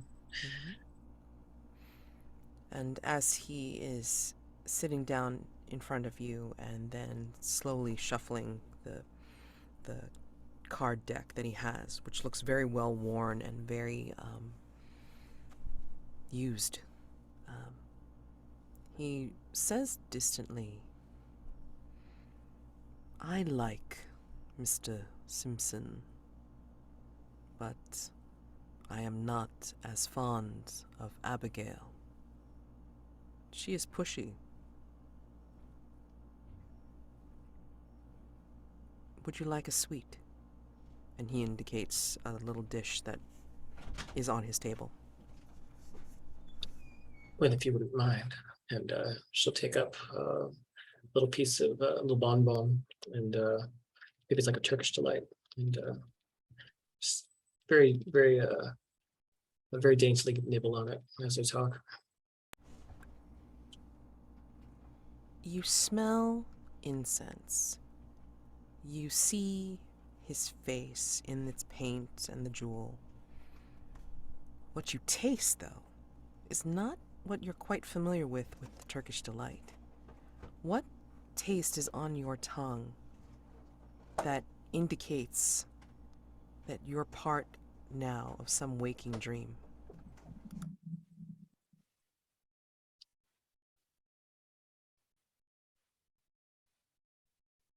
Interesting. I don't think that it's necessarily a taste that she tastes. I think it's something that starts to transcend that sense into other senses. So it's this like sensation that washes over her of pleasure, of relaxation, of calm. The taste of the Turkish delight itself is very heightened, very punctuated by this sensation, but it's not like oppressive. It doesn't feel like overwhelming. It's still very like light and buoyant.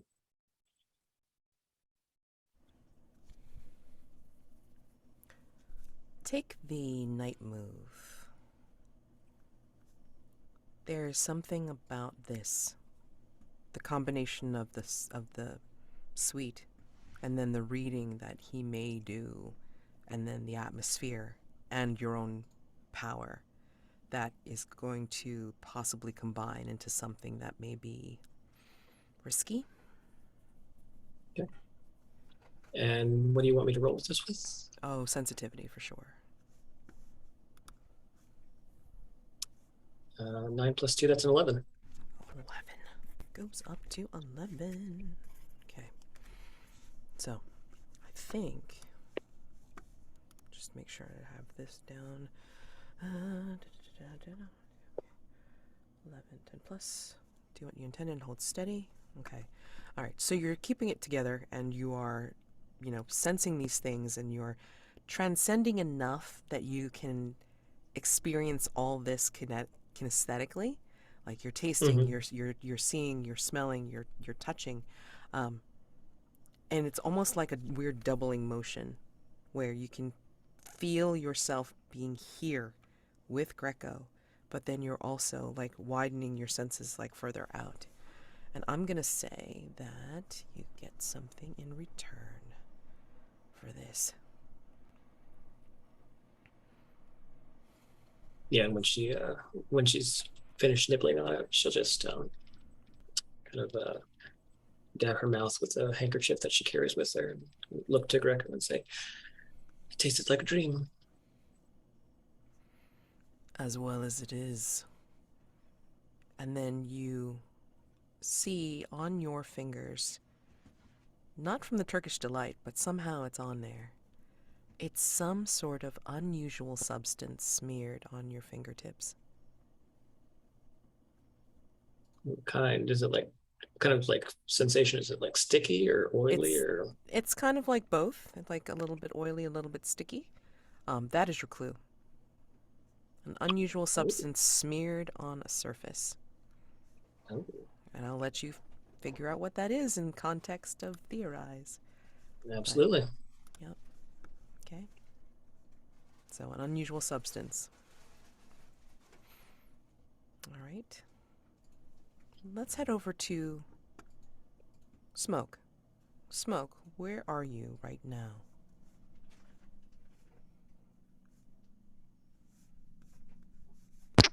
I was thinking I would actually stay inside go to the wax museum. Okay. All right. Whoops. Yep. Okay, so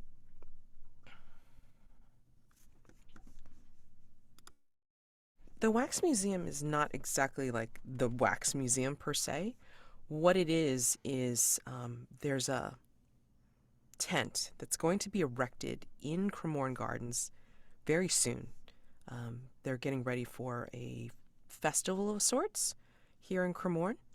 Um, and it's like a tent that's labeled with the Horrors of the Sea banner. This is like something that has gone up like near the entrance of Cremorne. In fact, it's like that banner that Mildred had seen earlier in the day being put up, but could not see exactly what it was saying. But I mean, there's a coming soon, Horrors of the Sea waxwork, and then the tent is being erected, and it looks like they're bringing out these big boxes, like as if they are either gonna be putting some pieces together, or maybe they're humanoid size, what have you, but they're being rolled into this tent.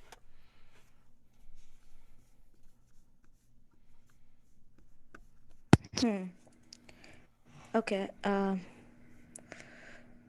I am going to. Is there anyone else around? Yeah, I mean, like you see several of these workers. It looks like they were sort of also borrowed from the docks, um, that are helping wheel these big ass boxes into the tent.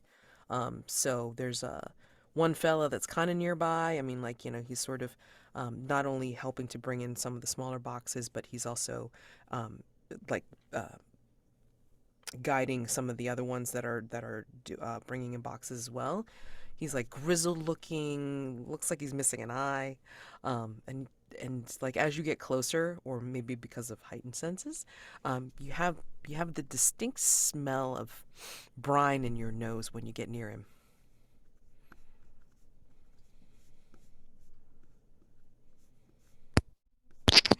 Okay. So I am going to go up to him and be like, basically ask him what you got there. Oh, oh, this is great. I mean, getting paid, of course, for doing this, but yeah, I mean, this kind of pays a little bit more than like hauling at the docks, huh? I reckon the Zoological Society will pay a very nice price for a living, breathing fish man. Assuming it breathes, of course. I mean, like, they're putting up something back here. It's like, celebrate like the horrors of the sea. I mean, just like some scary stuff to frighten the rubes, that sort of thing. Think it's got gills, lungs, maybe. I don't know. What do you think?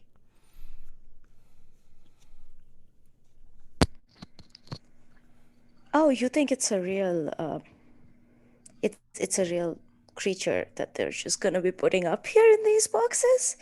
That's interesting. I Well, just thought these were supposed to be models, wax, something like that. yeah. I mean, like they're definitely putting up these waxy models and stuff, but I mean, supposedly, like they're gonna be like putting up something to represent this thing that's like been kind of running around here. You heard them rumors. I mean, like those that couple that got attacked. I mean, it's silly, but yeah. I mean, if it's real, could pay some good money Yeah, for it. I heard the rumors.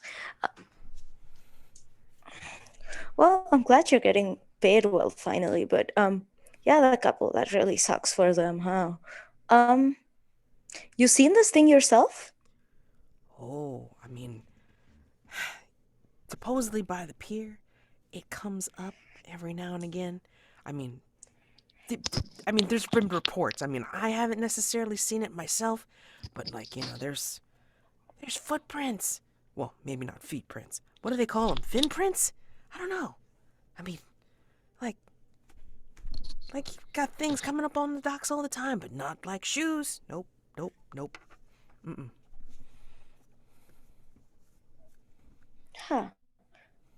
That's interesting. Could you tell me where they are? The footprints? I'd love to see them myself. I'm kind of a, horror buff myself. Oh, well, I mean, horrors of the docks. I mean, is it before or after the whiskey? You know what I mean? um, and he kind of indicates to you, past him, past the waxwork, further along to the harbor pier that the Illustrated Police News was saying was the one that it seemed like the creature was accessing to get to Cremorne. Ah, okay. So I shall make my way there, but not before tossing this man like a coin or two, just for good measure. This poor man. Oh, you're good people. You're good people. Thank you so much. Who? Like, what's your name? What's your name? Oh, I'm just Smoke. Not very well loved around here, I'm afraid, but I think it won't be the last time I'll visit you. I'll visit here rather. Not Ah, I'll visit you. That's a little forward, but yeah. you'll see me at the docks all the time. If I'm not helping here, I'm probably helping down at the docks. There's moving stuff all the time. Absolutely. For sure. And what basically I'm just gonna ask him his name as I leave as well. Oh, yeah. My name is Abel Knox. Like, ask for me if you need some help. And he's indicating to his hands where you gave him the tip. Oh, yeah. Like, oh, I'll be sure to if I ever visit the docks. See you soon, Abel. And just sort of saunter off. Yep. All right, just for funsies, because that's what we do. Give me a second. All right. Let's head back to the Unscene. All right, Ben. Mrs. Taylor and Mrs. Davenport hate one another. How do they subtly lash out over the course of dinner without drawing attention or causing a scene? Yes, you see. Is it Miss Taylor who's serving the feast, or is she the guest? I forget. Oh, Davenport is the guest, the much Okay, richer beautiful. guest. Thank you. So Miss Taylor's children, the supposed mice, all bring up beautiful plates of platters, and when they open them up, there's these gorgeous like citrus fruits and like these really decadent. There's like nuts all in a pile with peanuts, right? And these are all foods that Ms. Davenport are allergic to and she cannot eat. Um, and so Ms. Davenport is not like she just cannot eat this feast. And in kind, Ms. Davenport um, gives her a briny smelling uh, sailor's ale fit for a lady of her class. And she insists that she drink. Oh, God. Okay. All right, so you got a 6, Lord Oda. And you were in your garden gazing upon the masterwork, eh? And I had to describe how it changed, right? Yes, you need to describe how your masterwork changed as you scarred And your reflection. I forgot how to describe what was exciting about the scene as I was entering it before, Okay. And it will be the same as what has changed in the masterwork. Okay. As I walk in, almost mirroring the eyes that I saw in the mirrors before, behind all the shrubbery, I can sense this gaze of unwelcome presences staring at me, surrounding this place. And that's how this garden has changed for me. It is unwelcome guests gazing upon me, and I don't know who. I can't see clearly. Definitely. I'm going. Okay, let me see.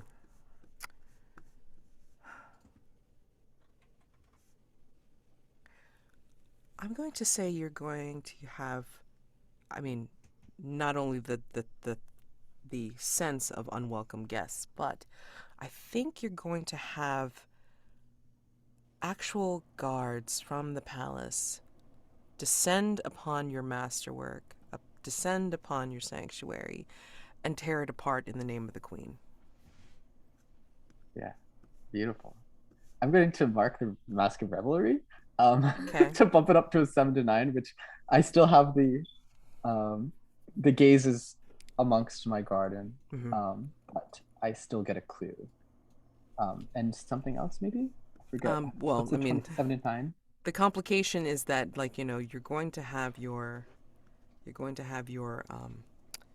cultists essentially like busy trying to keep the guards distracted and away from your masterwork. All right, They so can't watch me. Thank yeah. you. So take the condition watched.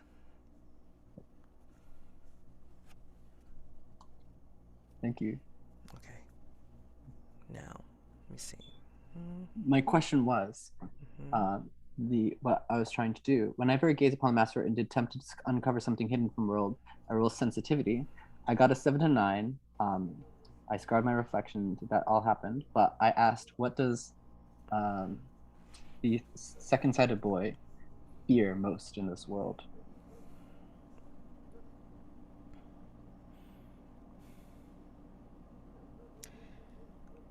I think as you're contemplating this, then the nature of his fear is palpable now to Mildred. So, Mildred, you are feeling the fear coming off of Greco, and you're not sure why, because you had just transcended along with him in this dream. Um, What troubles you? there is a presence here that should not be. I see eyes. Do you see them? And as you're looking at Greco, Mildred, you see staring out from his eyes, you see Oda's. You see Lord Oda's eyes. Mildred narrows her gaze at him a bit, seeing that Oda is up to something. Not surprising, but still disappointing. um, and I think I don't know if this would fall under the ritual of salt and smoke, but I'd like to try and cast him out.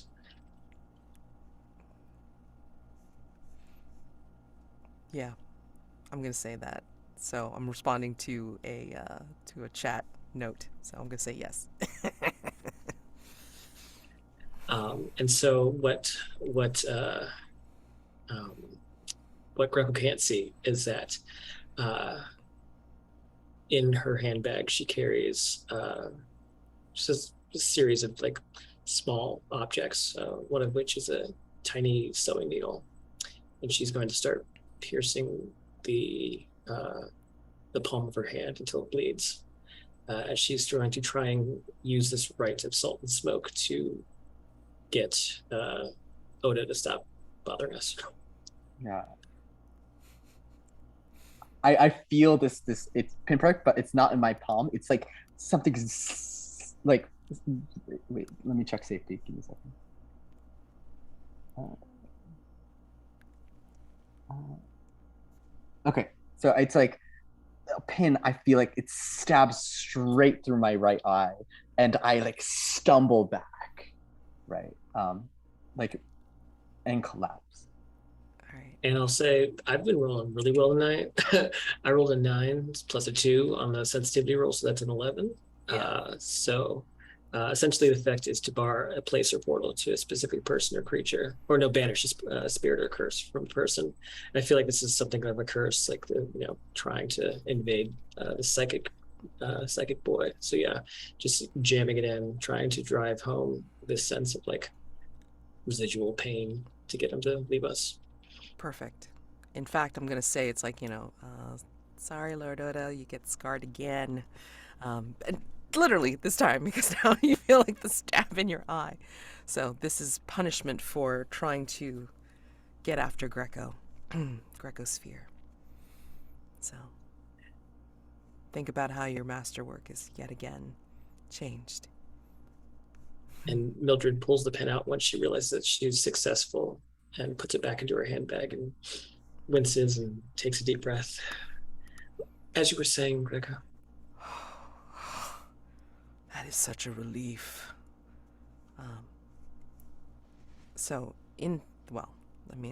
As a situational thanks, I'm going to give you a clue, and then I'm going to address Mask of Revelry. So your clue for this is...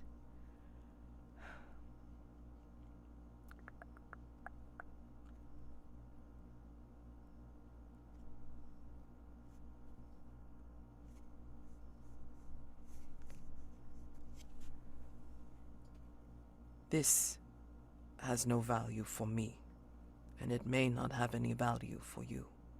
But I found this nearby after one of the attacks.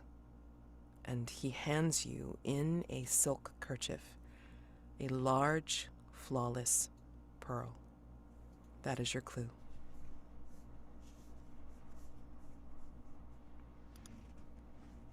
I'll take it. Okay. I'm just going to mention what the Mask of Revelry is. So again, the threats have their own masks, and what makes this a little different from the masks that the characters have access to, of the masks of the future or the past, is that this one is, when picked, everyone has to do a mask for it. And I'm just going to say that the Mask of Revelry is...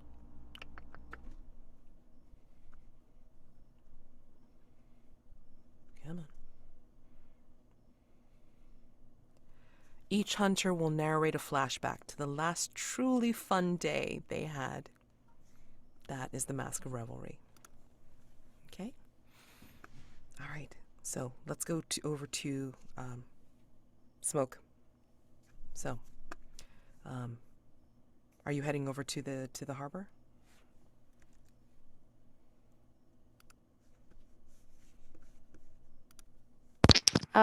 Yes. I am. Do we want to maybe do an unseen? Because we still have 2 left, I think. Yes. I just want to make sure that I grab everybody, but if you want to head over to the unseen first, I can totally do it. All right. So, next unseen. I would like to, because we're also running out of time. Got it. Okay. Maud and the Davenport's son, Alexander, both chafe under the expectations of their parents. As the meal draws to a close, how do we see this expressed in their conversation of petty acts of rebellion?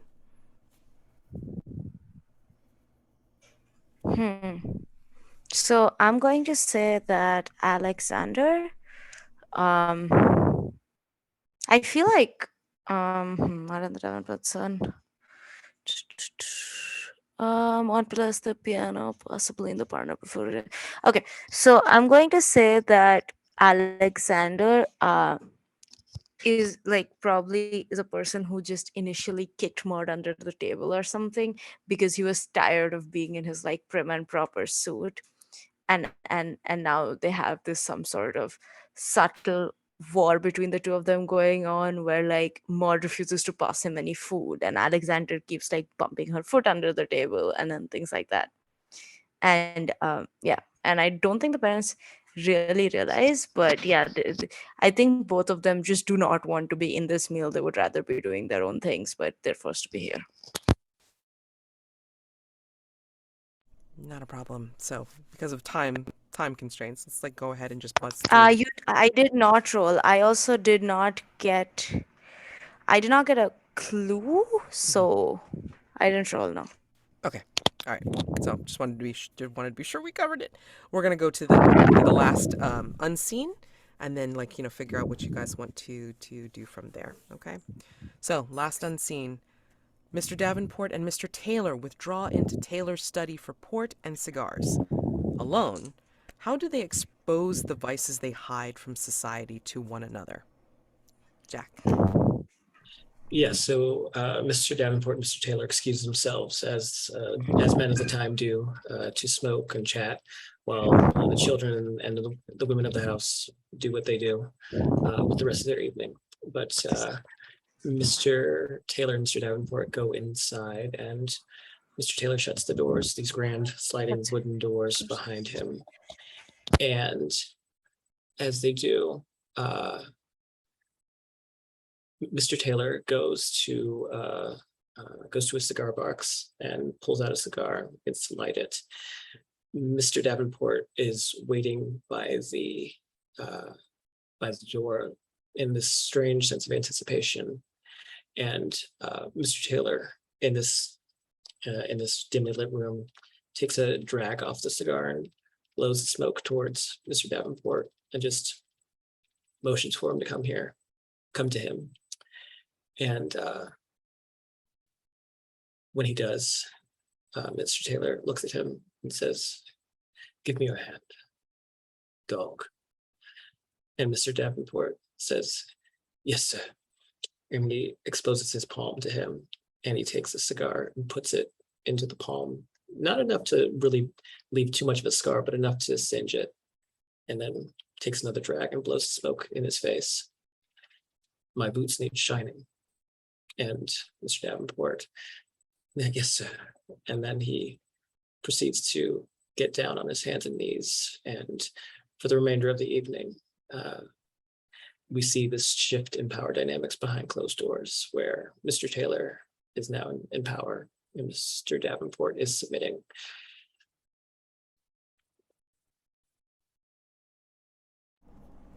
Very nice. All right, so I'm gonna say we're hitting the dawn phase. All right, so looking at dawn questions, we did not answer any questions or resolve a threat, okay? So, in order. Smoke, did you experience an echo in the night? Nope, I don't think so. Okay. Did you encourage a fellow hunter to let loose for a change? Also, no, I don't think I have any of the dawn questions. Nope. Okay. Did you use violence to solve a problem? I mean, kind of did some shooting, but I you didn't like... really solve a problem. I used Right. violence, but yeah. Yeah. Okay, well, I mean, like, you know, There was you... no problem. I was the problem. Oh, God. Well, I mean, like, you know, it's just a thought for next time. So, I mean, like, you know, I know it's always tough to try to match the unseen Yeah. somehow and then try to make sure you hit the dawn questions. But, you know, Yeah. you can always change the dawn questions for the next time. Okay. Lord Yeah. Oda. No question answered, no threat resolved. But did you experience an echo in the night? I want to say yes. I feel like you did it, like... I did. I feel a right- few times. Yeah. There's like the briny Yeah. port. And then there was the cats, the mice Mhm. of the children Yes. echoed in the mice in the room, and also the cats. Nice. Did you express a clear preference for the beautiful of the mundane? I did, because I chose to talk to the bon vivant rather than the artist. And did I create an ornate, over-the-top erotic experience for someone else's pleasure? Multiple times. Yes, yes. I'm going to say definitely. So take those 3 points of experience. And Mildred. Experience into echo in the night? Yeah. Yes, I did, or I tried to anyway, with the needle going into Mildred's yes. palm and then the cigar going into Mr. Davenport's palm. Saw that, yep. And then I don't know if the thing with Oda and Greco and Mildred counts as a face-to-face with a dark entity, but I think it did. I mean, Oda is pretty dark. Yeah, yeah. He I'm is a gonna dark say, entity. yeah, I'm gonna say that. I mean, like, not And- your dark entity necessarily, but I mean, I'm gonna say it's kind of like a dark like a entity. thematic match, sure. And I think especially in the context that like Oda was in his domain, and it's full of tainted energy because of the move the room, Yeah. like literally. So Yeah. Cool. And then I don't know. I mean, did I counsel Greco with the supernatural affinities as the basis for it? I think it's a bit of a Do either way. stretch. Yeah, I'm fine. Not. Yeah, it's fine. Yeah, it's fine. So you got 2. That's fine. All right. So, Mask of Revelry. I mean, if you guys have time, I mean, we can either have you guys do it now, or we can table it to next session, and then just do a quick stars and wishes if you want. Yeah, let's table it if you don't mind. Not a problem. Just because I gotta Can go. we just introduce it so I can Yeah, hear I it? think I would like to. Yeah. Okay. So tabling it, and then doing quick stars and wishes. I mean, like, if you want to just mention one of each, like, just to kind of round out the session, that would be great. And we'll just again do Mask of Revelry for next time, which again is each hunter. Mask of Revelry is where each hunter will narrate a flashback to the last truly fun day they had. All right, so you have some time to think on it. All right. So, I just want to give a quick star for everyone and the narrations in terms of, like, acting, and then, like, establishing, like, your characters. Found it really interesting, and I'm always amazed by this game because, I mean, it always is fun to see what directions the players go in, responding to what's happening around them or with them. And I just want, my wish would be for next time, definitely vulnerable moves to get rid of conditions, but to also see them together. This was where everybody went on their own merry way, and, like, kind of just indirectly dealt with each other. So I would like to see more of, like, this group getting together as a even a little tenuous team. So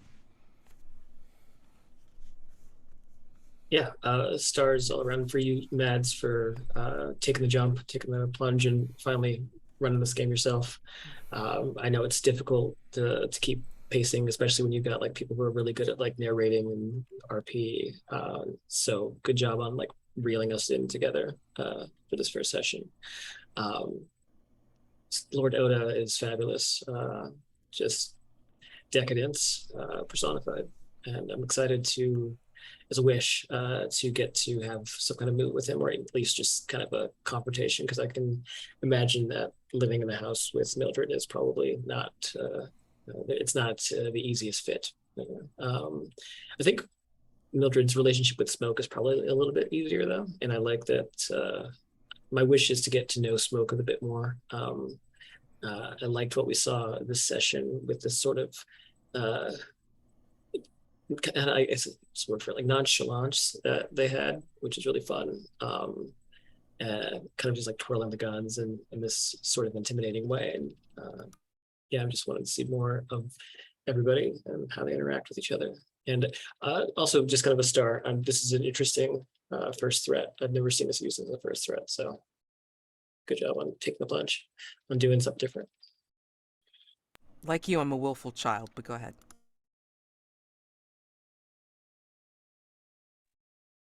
Eirinar, would you like to go first?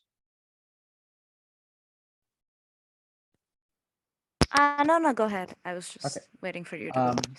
So, Mads, this is the second time I've seen you keep this game, and it was wonderful. And it's like I know you had some anxieties, but you just, like, dealt with it, and it was, like, perfect. Like, all your characterizations, your pacing was amazing. The second off of Jack's head, and it's like, and your improvement, it's like amazing. Like, you're really great. And it's such a pleasure to play with you. And I want to explore skies and like Satorus, like, their class difference, and, like, really want to draw out that classism. I feel like, is that in safety of interest? I forget. It's not, but it's like it's okay to deal with, and I would love to, like, play with that a lot.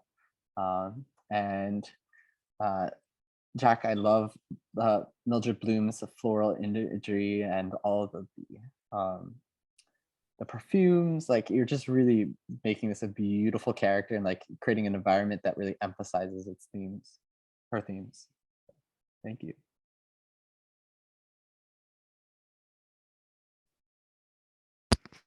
Yeah, I love how we have these two characters who are composed and are very, calm, high society people, and we have Sky, who is sitting in a corner, like almost ready to shoot anyone on sight.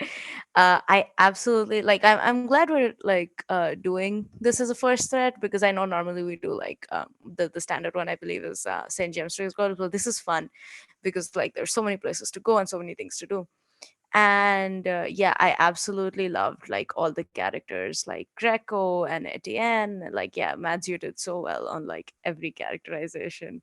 I Speaking of characters, I also loved like Satoro. Like Ben, like every time Ben started describing something, I had like half a page of notes of just Ben describing the thing. It's just like yeah. And I love Mildred because like Smoke probably hates her because like she's probably just like there cleaning things and being orderly, and Smoke is the exact opposite. But I absolutely love the contrast, and I love that she's the vessel in this sort of like not explicitly bloody and like, I want to say carnivorous, but that's not the right word.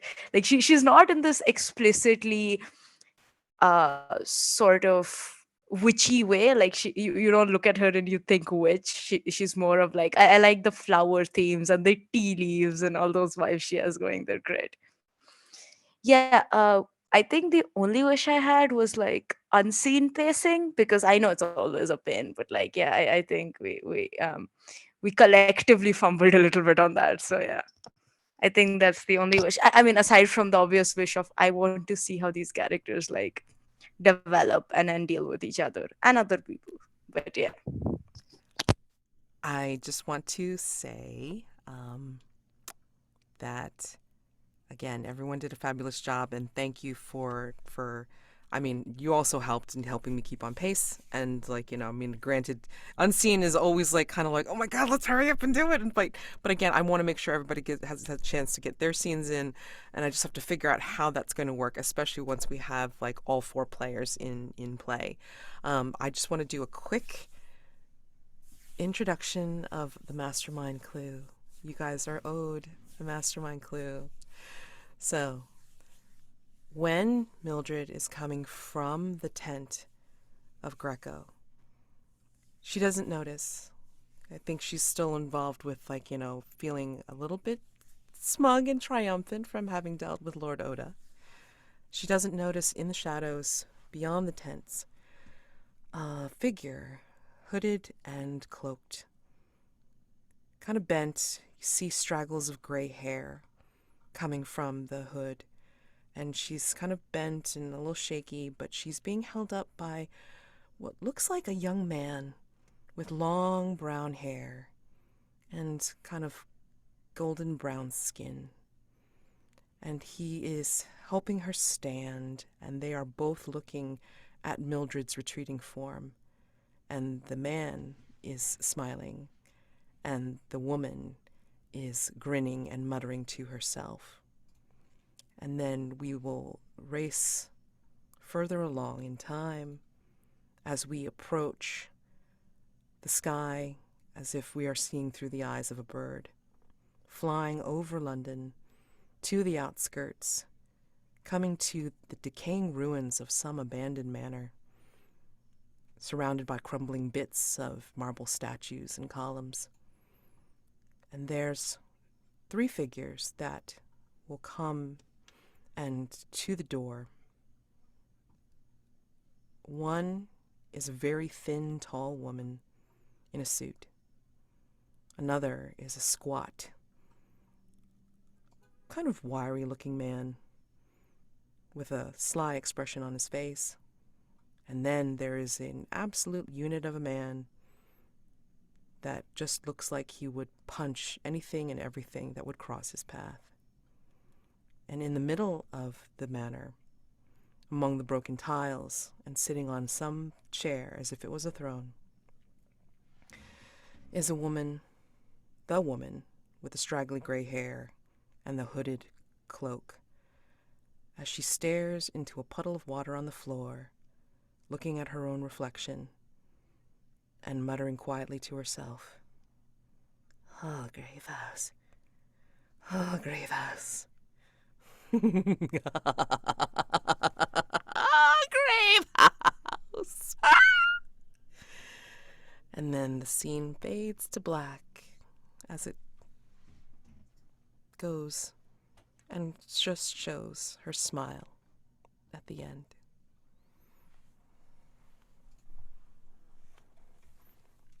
And that is the close of our session tonight. Thank you guys so much. So we will look forward to next week when I get to hear these masks of Revelry, and if you get more. And hopefully we will be able to see the vulnerable move where you get to clear these conditions. So I'm excited for that as well, and like getting these guys together. All right, so have a wonderful week if I don't already see you for some other game. And we'll see you next time. Bye. See you tomorrow. Yeah, exactly. See you tomorrow. Bye-bye. Bye.